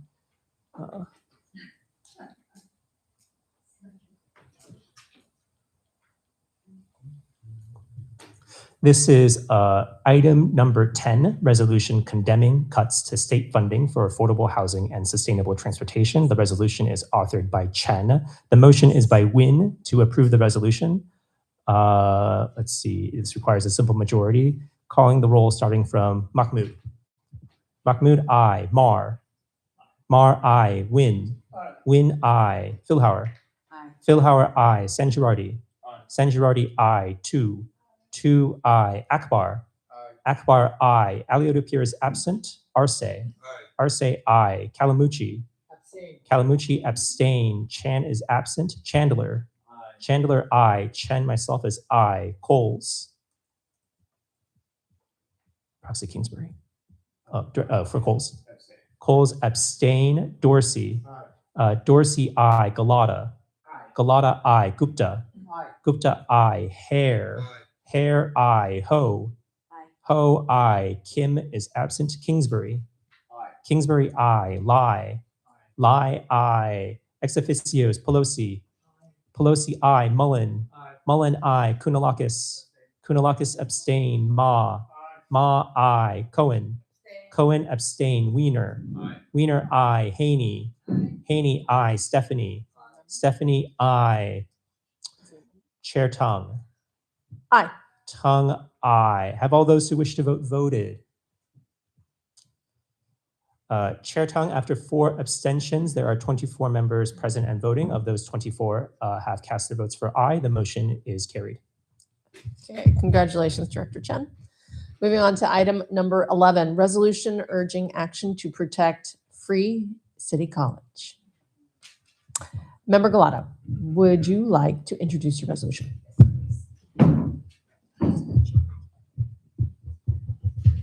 Thank you, Chair Tung. Good evening, colleagues. Before I share some remarks on this resolution, I did just want to thank resolution co-sponsors Gordon Marr, Connie Chan, Michael Nguyen, Lanier Coles, Josanne Girardi, and Joshua Arce. Thank you so much for signing on and hope to have more co-sponsors tonight. I also did just want to acknowledge everyone from the community who spoke or submitted comments in support of this resolution tonight, and specifically want to acknowledge and thank our City College Board of Trustees members who are here tonight, President Alia Chisti, Vice President Luis Zamora, Trustee Ruth Ferguson, I know Heather McCarty was here as well, and Vic Chung, our trustees. Incredible. Thank you for your leadership. Thank you for taking time to be here, and most importantly, thank you for standing so tall on this issue that I know is so important to you and is so important to so many of us in San Francisco. I also want to thank the students, student trustees, former students, and community members who also spoke and shared their powerful stories with us tonight on the impact that Free City has had in their life.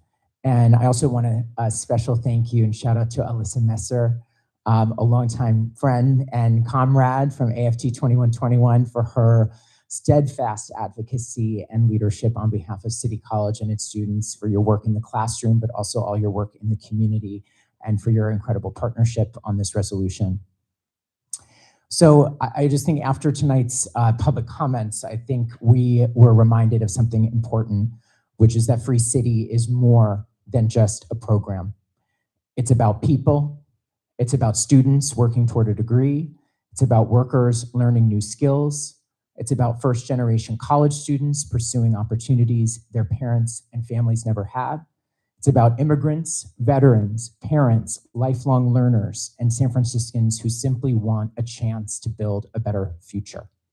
And ultimately, it's about who we are as San Francisco and the values we choose to uphold.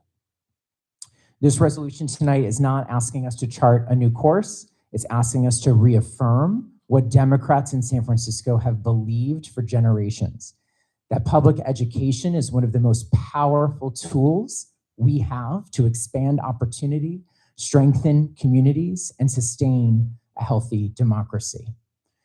This party, San Francisco Democratic Party, has been a proud supporter of Free City College since the beginning, when Proposition W was placed on the ballot back in 2016, which was not that long ago, but also is a little time ago now.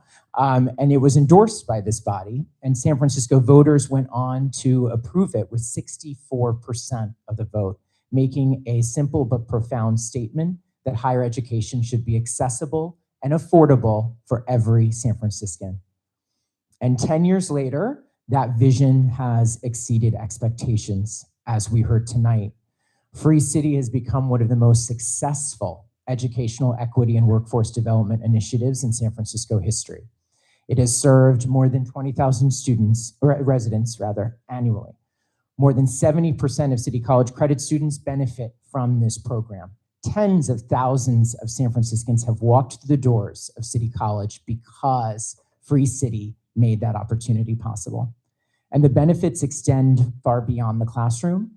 Free City strengthens our workforce. It helps people gain the skills needed for good paying jobs. It supports economic mobility. It strengthens families. It helps build the next generation of civic leaders. And it is an investment that pays dividends across our entire city. But we should also be clear about why Free City has succeeded. Its success has never been just about the free tuition alone. The program was intentionally built on 2 pillars, which we heard about tonight. The first is the tuition-free access The second is the free city cash grant for low-income students, because we know that for many students, the biggest barriers to completing college are not tuition. They're the transportation costs, they're the books and supplies, there's childcare, there's food and housing insecurity. The Free City Cash Grant recognizes that reality and helps students stay enrolled, stay on track, and graduate. And today, that second pillar is at risk. The proposed city budget would fund Free City below the level needed to maintain both that tuition support and these critical grants. And if that happens, as we heard tonight, it is low-income students, the very students the program was designed to support, who will bear that burden and be most impacted. We know right now the city budget is being negotiated and finalized at City Hall. This is a critical juncture. I'm hearing we're hours, days away from a potential final budget.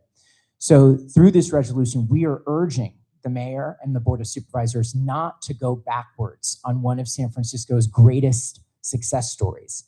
And I know the mayor is focused on San Francisco's success. Free City is already a success. It's a program that reflects our values, it's delivering measurable results, and it's opened doors for tens of thousands of San Franciscans, transforming lives. So let's not inhibit that success, let's build on it. And as Democrats, we're asking City Hall to protect what voters created, what students depend on, and what has become one of the most effective investments our city has made in educational opportunity and economic mobility, which, might I add, is so important, especially at a time when the cost of living in San Francisco continues to soar. Economic uncertainty weighs on working families. AI is reshaping how people build careers, how they earn a living. So we know that access to affordable higher education has never been more urgent. So with that, colleagues, I hope tonight we can come together united in our support of a program that reflects the very best of San Francisco, a city that I believe still believes opportunity should be within reach for everyone. So I urge an aye vote on this tonight. I invite any co-sponsors or colleagues to also share any additional remarks, and thank you. And thank you again to the leadership of our incredible College Board of Trustees and the community that's rallying behind this right now. And let's make sure this budget at City Hall includes full funding for Free City. Thank you, Member Galata. We've got lots of people who want to talk. Member Gupta.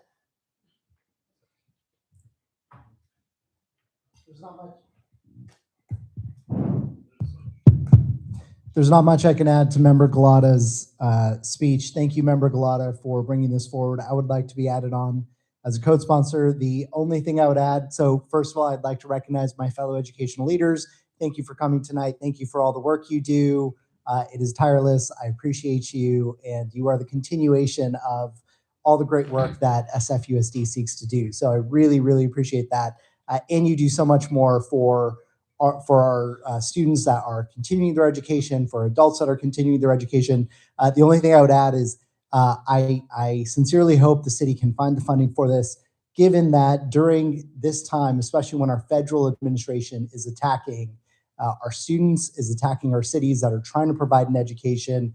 We just had a federal attack or bringing of our superintendent of SFUSD before Congress, distracting from the mission to educate our students at a time where our funding is being cut short from the federal administration. It is more incumbent upon us as a city to stand steadfast with our community college and fund it fully. So thank you again, and I look forward to be added as a co-sponsor.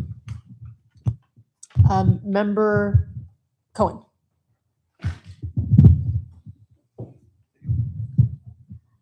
Very quickly, thank you so much for this resolution. Member Cohen was very emphatic and excited about this particular resolution.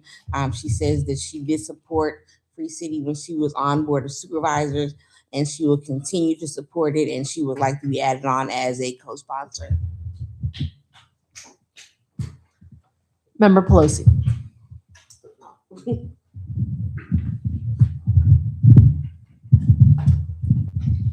Hi, just announcing the speaker is excited to support this and wants to be added as a co-sponsor. Thank you, Member Pelosi. Any other members wishing? Member Marr.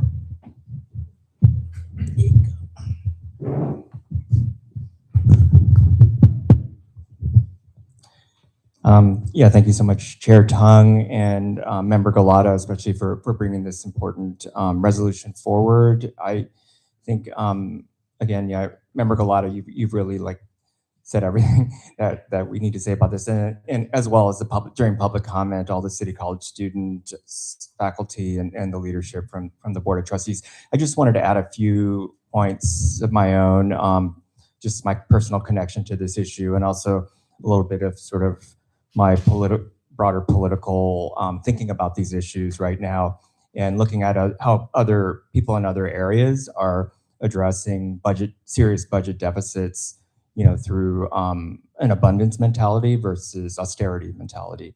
And so I do want to start by just saying, this issue is I feel a lot of personal connection to it, because as some of you know, when I was on the Board of Supervisors, I worked very closely for many months with the City College community, faculty, students, leaders, in negotiating the 10-year memorandum of understanding for Free City College with the mayor's office.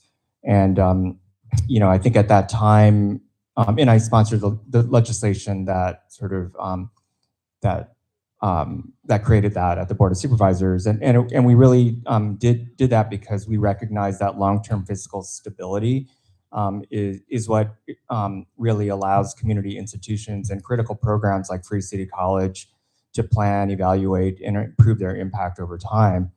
And we designed that 10-year framework precisely to avoid annual funding crises.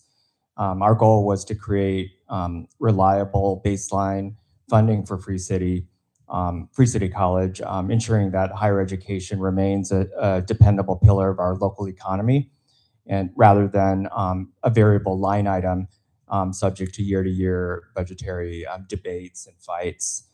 I think we also, as it has been stated many times, we all know that the city is facing a serious budget deficit right now, and hard choices have to be made. But as leaders, here of the Democratic Party and in our city, we really have to look closely at the mechanics of the mayor's proposed 30% reduction to Free City College. And that's after the previous mayor's 50% reduction in the funding to Free City College, as President Chisty alluded to. So slashing the allocation now from 9.3 million to 6.5 million will really eliminate the critical financial assistance that our lowest income students rely on to stay enrolled. And as we look at for efficiencies, we must acknowledge that tuition is only part of the barrier to education. And for an adult learner retraining for a healthcare career, or a student working part-time job, free tuition only works if they can afford the textbooks and transit and other day-to-day expenses. So the targeted grants, which are really at stake here in the current mayor budget cut proposed by the mayor, they're just a modest investment, but they provide a massive return, because preserving them keeps our most vulnerable students in the classroom and on track to enter our local workforce. And I speak about this from a very personal perspective, because my daughter, it was a City College student and a transfer student, and she benefited greatly from Free City, and so I could see how important it is from just from our family's experience. And then thinking about this more broadly, again, as I said, again, the mayor has rightly pointed out that we must protect our core services as we manage the major budget deficits in the city, in which I think all of us completely agree with. But as we look across the country for successful models of governance, we can see that other major cities are defining public higher education exactly this way. So look at New York City under Mayor Zoran Mandani, and even while navigating a complex fiscal environment and similar budget deficits over there in New York, his administration has leaned into public higher education as an academic or economic driver. And they're actively championing a new deal for CUNY, the City University of New York, to secure long-term tuition-free pathways. And just this spring, they created secure baseline funding for City University of New York as part of a broader affordability agenda and budget framework. So this shows us that there is a viable path where economic stewardship and public investment go hand in hand, and we don't have to choose between a balanced budget and our workforce pipeline. And we can and should protect both. Finally, in closing, I just want to say San Francisco voters have consistently shown their support for Free City College, as others have alluded to, especially when we passed Prop W back in 2018. They voted to invest in our collective future. So this resolution isn't about division, it's about collaboration. And it's an invitation for the Board of Supervisors and the Mayor's Office to come together and honor the spirit of our 10-year agreement and find a collaborative way to shield our lowest income students from these cuts. So again, I also thank everyone for your support on this already. So thank Member Galatas for your leadership, and look forward to us passing this and sending a message to City Hall at this critical moment in the budget negotiations, right below. Thank you, Member Marr. Any other, Member Dorsey? Thank you, Chair. I want to thank Member Galata for his leadership on this, as well. Thanks to all the co-sponsors and other folks who have led City College for during this program. Last month, I went to a graduation for the Addiction and Recovery Counseling Certificate Program. I think it was the largest cohort that they've ever had. I think most of the people there are from the recovery community. It was really powerful and moving to see people who really have been through it and, in recovery from addiction, who are finding purpose in something that we really need, which is more drug counselors. And I know that Member Akbar knows a lot of those folks, and they're doing great work. And it was just a reminder to me that even separate from that program, what got people there was knowing about Free City College. So I am a believer, and I will say that I just confirmed with my chief of staff that as of tonight, it's funded. It's on the budget chair's wall, and I have supported it, and good work. And I'd like to be added as a co-sponsor. Well, Member Galata, you were very effective in your advocacy, so much so that Free City is funded. So I will just close this out by saying that I have been a student at City College, and I have introduced a young woman. At the time, she was a young woman, low income. We were matched up through Big Brothers Big Sisters, and she did not necessarily have the mentorship or pathway within her own family to get to City College, but she did enroll and take classes at City College, and that was basically her only shot at post GED, post high school education. And the Free City program is one that's very important. I think it's something that's emblematic of San Francisco. It's important not just for the pathway to four-year universities, but also to trades, learning new skills. And I think we will need a lot of that given where AI is going. We will need to have a vehicle for retraining a workforce and City College is the perfect place for that. I am fully in support of this. And again, Member Galata, you're very persuasive. They've already buckled over there at City Hall. But I do think in principle that having this pathway, this investment, as Trustee McCarty said, this investment for San Francisco is truly important to protect.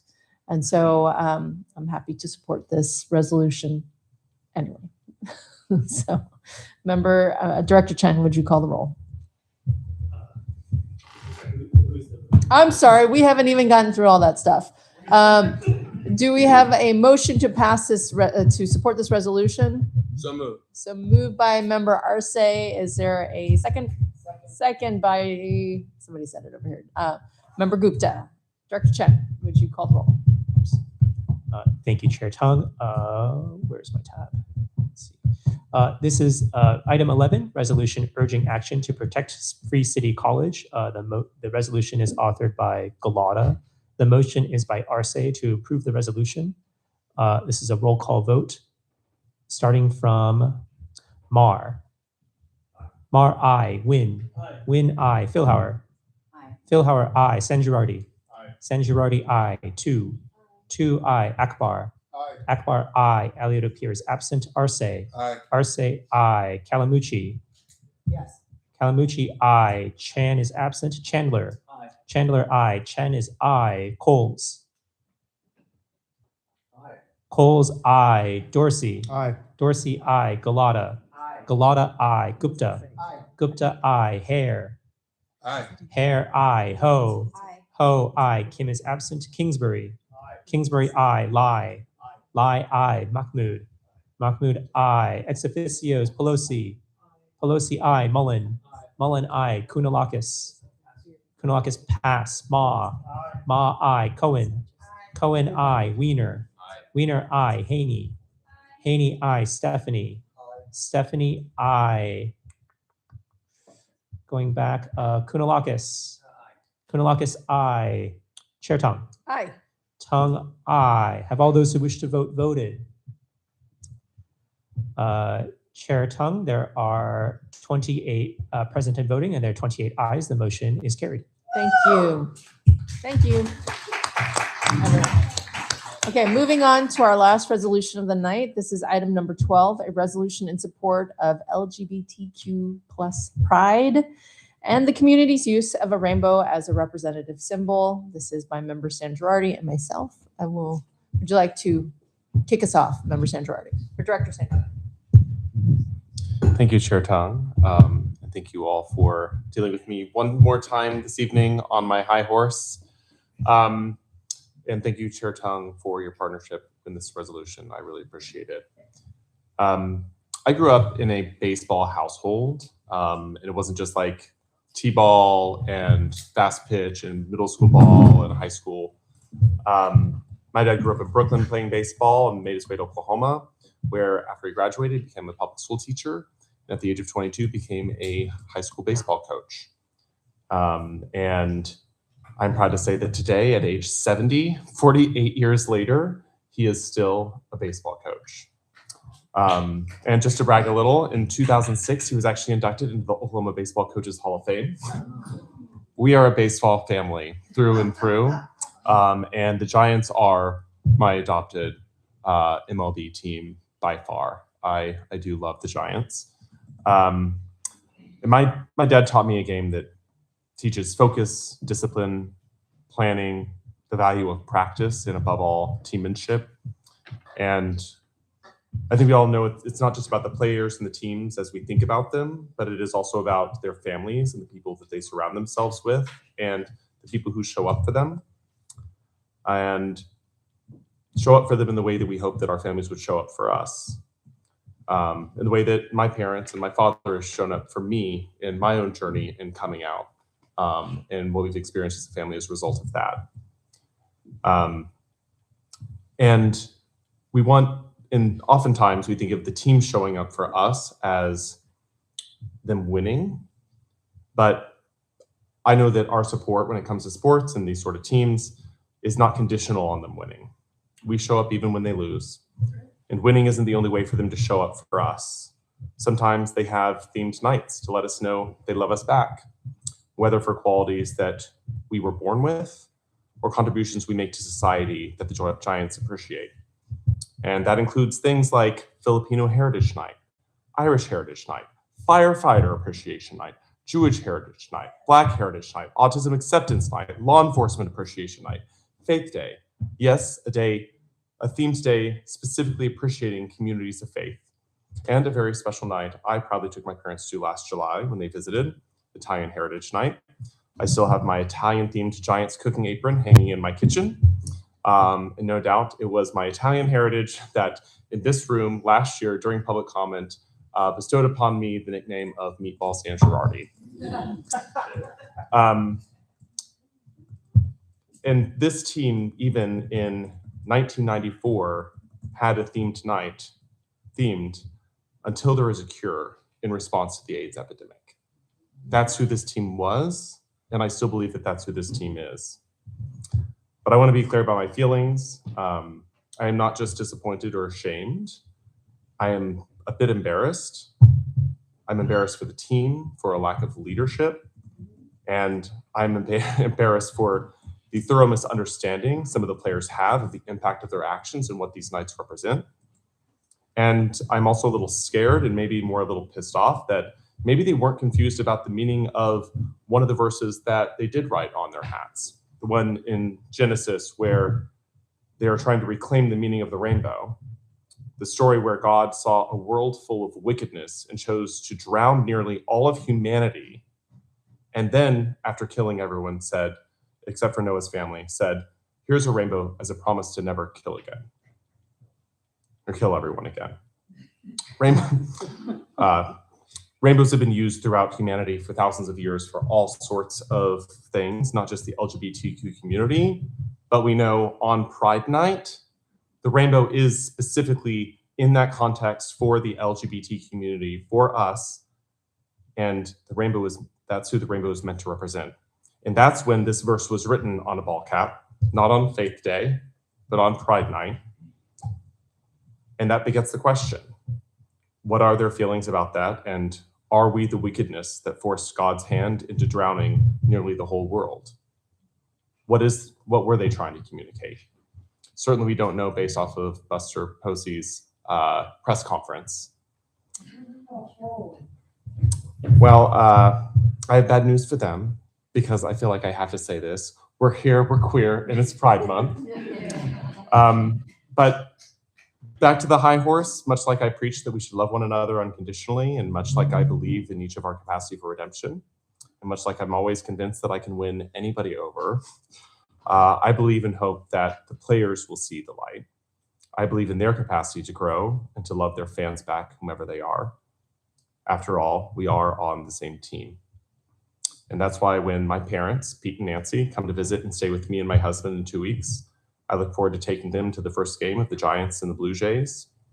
So thank you, happy Pride, and let's go Giants.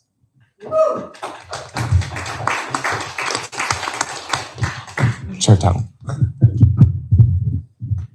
Member Sangerardi. Well, I don't think I can top that. But I do want to add a couple of comments. The Giants for a very long time have been an institution that have supported the LGBTQ community. And this, as a San Franciscan, was very disappointing. I will say that a representative from the Giants organization did reach out to me today and did not ask for any specific kind of advocacy. Didn't ask for anything at all. And said that we would do the right thing, that we would vote however we were going to vote today. And the right thing to me is to support the LGBTQ community in San Francisco, because it is inherently a part of San Francisco. It's not about whatever day that you celebrate, whatever. This is Pride Month. This is San Francisco.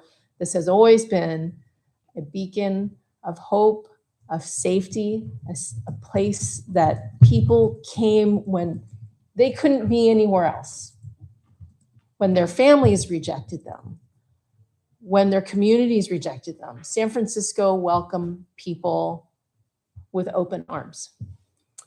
And the fact that the rainbow has become this heated point of discussion for these players is kind of surprising to me. But the rainbow belongs to everybody, and it especially belongs to San Francisco and our LGBTQ community. What disappoints me about the Giants is it is because of their longstanding support of the community that the response here, which is tepid, which is not nearly apologetic enough, which does not recognize the hurt and harm that it's done, not only to it's like the LGBTQ community, but allies, supporters, and greater San Franciscans. But I think it sets a very poor tone for our children in San Francisco, and what owning up to mistakes is like, and particularly as a mom of an 8-year-old who is playing in the Junior Giants Little League. This has not been addressed enough. It has not been addressed at all. This week, among many things, Junior Giants, they have themes for each week of the playing season this summer about healthy living, about how to be a good teammate. And ironically, this week's pledge is to strike out bullying. And my son recited this pledge to me today as part of his baseball learnings at the Junior Giants. I am a Junior Giant. I pledge to strike out bullying by respecting my teammates, coaches, family, and friends, giving up put-downs, standing up for what is right, treating others the way I would like to be treated, praising people and helping others, showing my friends that bully-free life is more fun. And so while I wouldn't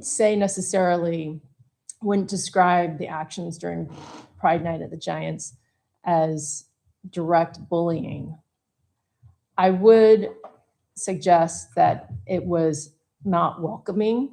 It is not treating the way that I would like to be treated. And were it any other group, I think it would be even more stark. Like if on Asian American Heritage Night, or Mexican American Heritage Night, or Italian American Heritage Night, one of the players said something about, like, I don't support immigration into this country. I don't agree with our immigration policy. I don't believe these people should be allowed. I don't believe in birthright citizenship. So all of y'all go home. Totally your right to believe that, because we do live in a democracy with freedom of speech. But don't invite me to the Giants with the premise that we are celebrating you, and then be disrespected, and then profit off of it and not issue an apology. So to the Giants, I say, be better, do more, and return to your San Francisco roots, because people still love the Giants. And you can come back to us, but you need to do more. You need to do more.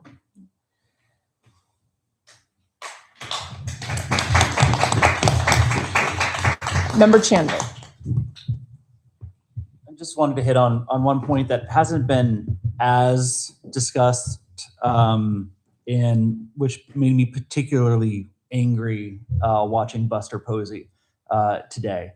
And this is a message directly for Buster. Yes, there's the impact on the fans, understandably upset. When I was watching Buster give his non-statement, I was thinking about the players. There is not a single out gay player in the Major League Baseball. We know there are gay people. Statistically, it is impossible that there is not a gay player. Many gay players, including on the Giants, that do not feel comfortable being out because of the silence that they hear coming out of Buster Posey's mouth again and again and again.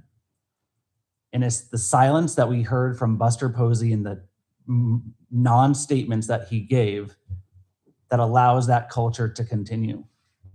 So to Buster Posey, to the entire leadership team of the Giants, you need to correct this. You need to do better, not just by our fans, but by your own players. Member Witt. Hi, I just wanted to share my gratitude for Director Sangiardi and Chair Tung for bringing this forward, and thank you, Member Chandler, for your remarks. I first touched baseball or softball through gay softball here in San Francisco. That was the first team sport I ever picked up, and unlike my friend Joe here, I was not in a sports family. I was very much not just a refugee family, just kind of study harder. Sports was the new thing for me, and especially coming here to San Francisco 20 years ago with no friends and just law school, gay softball was my first entryway into like team leadership and just kind of camaraderie. And then my first entryway to the Giants was the 2010 World Series in October, and the Orange Surprise and all these things, and the joy of that and watching that, and I had just joined gay softball at the time. So again in 2012 and 2014, when we saw the Giants, to me that's my forever Giants memory. I remember very clearly celebrating in the streets of the Castro, right, with throwing toilet paper and celebrating with all the gay fans. And then now, like, to see this happening on June 12th, which happened to be the 10-year anniversary of the Pulse shootings, and hearing the day after about all this, like, to me, a slap in the face to our community. You're going to welcome into our house, and then, and just kind of do this, and it's a lack of leadership. It's a lack of leadership from the management, from the president of baseball operations. And to me, when I saw Buster Posey, who I really liked back then in 2010, 2011, 12, 2014, he, just the silence, as Member Chandler was saying, it's deafening, and it to me makes baseball a homophobic sport, because it is not like this in women's basketball, which I went to the Valkyries game. And that is a whole thing. Like, I'm just saying, it's so joyful, and I love my lovely lesbian friends. They're just there in it, and it gives me permission to be my full gay drag queen. Yes, self. That is not the case in baseball. It's just not. And I feel like on a special night like Pride Night, when drag queens like Peaches Christ and Sister Roma have produced this event in partnership with the Giants, and you have the drag laureate Persia going in her full black and orange drag, going from the Pulse Memorial in the Castro to the Giants game. Like, it's such an important part of our city as a hometown team that it really is a slap in the face. And the fact that 11 days later, Buster Posey can't literally say, "I stand with the LGBTQ community. Of course, I am an ally." Like, this very simple words he refused to say because he just wanted to talk about baseball. It's like, well, you need to talk about baseball and how you and your management basically slapped us in the face. So that's what I'm so proud that this Democratic Party is standing by its values, standing with LGBT folks. And I want to just be a co-sponsor to this resolution. I really appreciate it. Thank you so much for bringing this forward.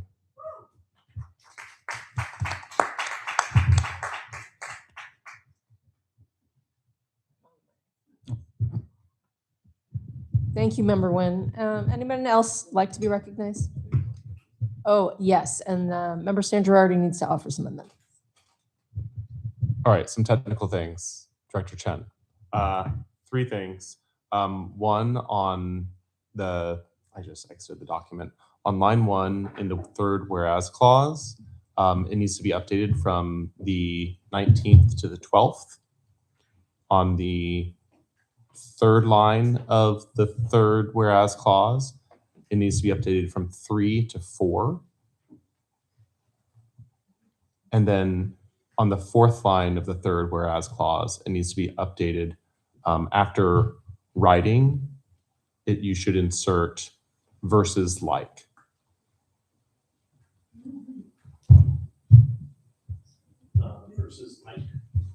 Versus like after writing. Versus. VERSES, like in the Bible. Like Genesis chapter 9 verses.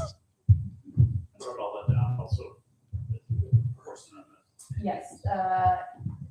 Also, the manager should be amended to read Tony Vitelli.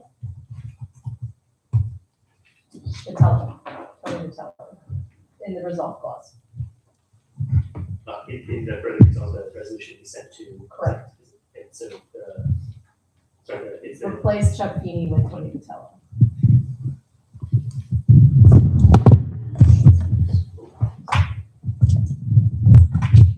I'm going to recommend that we keep this back. So, sorry, to make sure I understand. Okay, so small amendments, 3rd whereas clause line 1. The date is not June 19th, but June 12th. Yep. In the 3rd whereas clause, the 3rd line, instead of 3 players, it's 4 players. Yep. The third whereas clause, fourth line, instead of the word writing, like scribble writing, it said verses, like Bible verses. It should read writing versus like. Oh, okay, got it. Simply inserting the 2 words versus like after writing. Yes. So in the context, 3 Giants players staged a protest of Pride Night by altering their uniforms, writing versus like Genesis Bible. Okay. Good. Speaking for the record, so that later on we can consult the recording. Speaking for the record, so later we can consult the recording and make sure we get all that. Great. I'm sorry, does this now go back to the chair? Yes. So as amendment, do we have a, yes, Member Galata.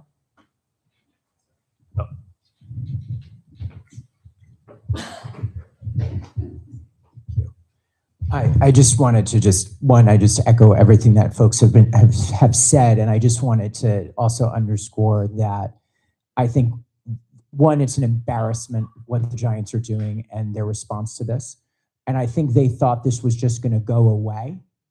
We're not going to let it go away, and I'm glad that this body is also speaking out, because it's been however many days, 11 days or more. And the pushback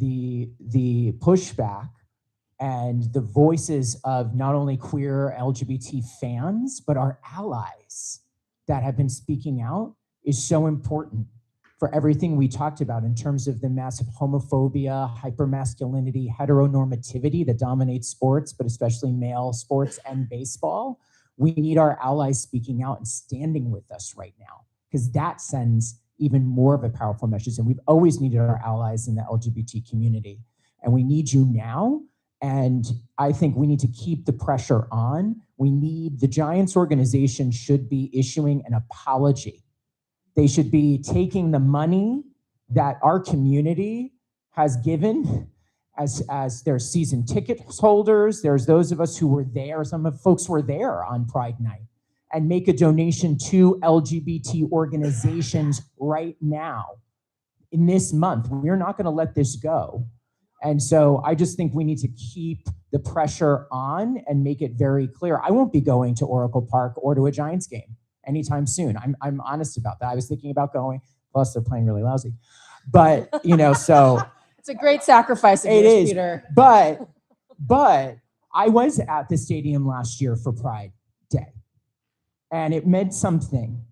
And to see our community also represented and so visible in that stadium is so powerful. Having gone to games, I grew up in New York, going to Yankee games. My father and grandfather worked at Yankee Stadium. And so, I just always felt so kind of small and scared in those spaces for many reasons, right? But at Giants Stadium, at Oracle, you feel like you can show up as your full self. That means something to our community. That means something. And that's what the SF Giants have been about. And that's why this is it's so embarrassing. It's so disgraceful. I agree. They do better, make an apology and put money where, and not just lip service. Right now, that we're not even getting anything, but actually say something and, more importantly, do something to make this right. All right. So item number 12, do I have a motion to support this resolution? So moved by Member Dorsey, a second, and second by Member Nguyen. Roll call vote, please. Thank you, members. The last resolution on the agenda tonight. This is item 12, resolution in support of LGBTQ+ pride and the community's use of a rainbow as a representative symbol. Authors are Sanjirardi and Tung. The motion is by Dorsey to approve the resolution. Roll call vote, starting from Nguyen. Yes. Nguyen, aye. Philhauer. Yes. Philhauer, aye. Sanjirardi. Sanjirardi, aye. Tu. Tu, aye. Akbar. Akbar, aye. Alioto appears absent. Arce. Arce, aye. Kalamuchi. Kalamuchi, aye. Chan is absent. Chandler. Chandler, aye. Chen, myself is aye. Coles. Coles, aye. Dorsey. Dorsey, I. Galata. Galata, I. Gupta. Gupta, I. Hare. Hare, I. Ho. Ho, I. Kim is absent. Kingsbury. Kingsbury, I. Lai. Lai, I. Mahmood. Mahmood, I. Mar. Mar, I. Ex officios, Pelosi. Pelosi, I. Mullen. Mullen, I. Kunalakis. Kunalakis, I. Ma. Ma, I. Cohen. Cohen, I. Wiener. Wiener, I. Haney. Haney, I. Stephanie. Stephanie, I. Chair Tung. Aye. Tung, aye. Have all those who wish to vote voted? Chair Tung, there are 28 voting, 28 ayes. The motion is carried. Thank you. All right. Item number 13, which is new business. Members, is there any new business? So I would, oh, yes, a hand is where? Oh, Member Galata. Thank you, Chair Tung. And I don't know if this is the appropriate time, but I did, and I'm apologies that I was late to the start of the meeting, but I did just want to acknowledge and lift up our colleague, John Avalos, Member Avalos, who has submitted their resignation from this body. And I just wanted to, just extend our tremendous support to Member Avalos, Member Supervisor Avalos, as he navigates a difficult time and tends to his medical and health care needs right now. And he is someone, he's not only just a friend and a comrade and someone who I respect tremendously, but he has been a longtime member of this body since 2012. That is a long tenure here at the DCCC. That is commendable. And John's voice has always been, I've been raising my hand a lot tonight in his spirit and his honor, because that is John. He makes his voice heard. And that has been something so powerful to see throughout his career and his time in San Francisco politics, not only on the Board of Supervisors, but also right here at this body. And I know not everyone has always agreed with John. I haven't always agreed with John, but I've always respected him because of his fearlessness, because of his boldness, his heart and his values are always always clear. And I will miss him, and I'm just hoping that the body can take, to do something, potentially to reach out to support him and his family. And I also hope that we can honor his request that he submitted to the chair around his successor, to make sure that his voice, his values will continue to be represented here at the DCCC. I think we owe it to John for all of his years of service, and just want to again just to send our love and support to him right now. Thank you, Member Galata. Okay. Any other new business, members? Okay, seeing none, moving on to item number 14, which is adjournment. Are there any members who would like to adjourn the meeting in honor of or in memoriam of? I'd like to close with Juneteenth and just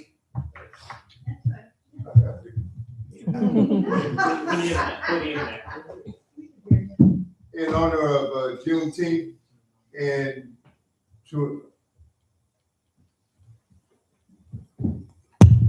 to ensure that as a body that we always have inclusion of all people, and that no community, no matter how strong we are or how we may be, we cannot forget about other communities.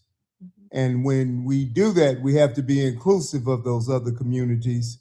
And we also have to be reminded that every voice should be heard, whether we agree or disagree. Because that's what makes, I heard someone talking about a democracy.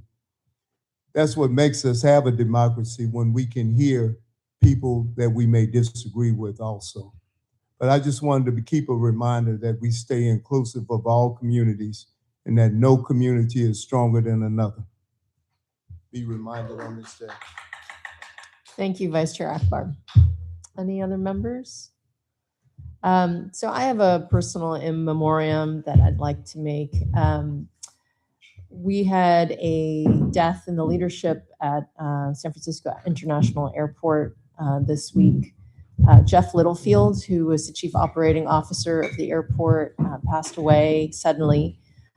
He was in the aviation industry for 3 decades, was the COO of San Francisco International Airport for 10 years, and was a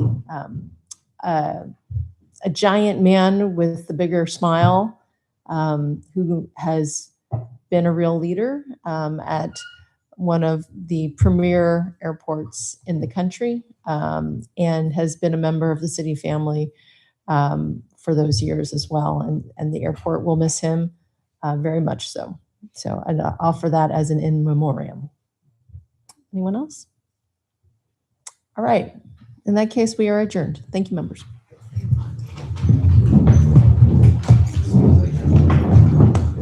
Don't talk about your moving walkways.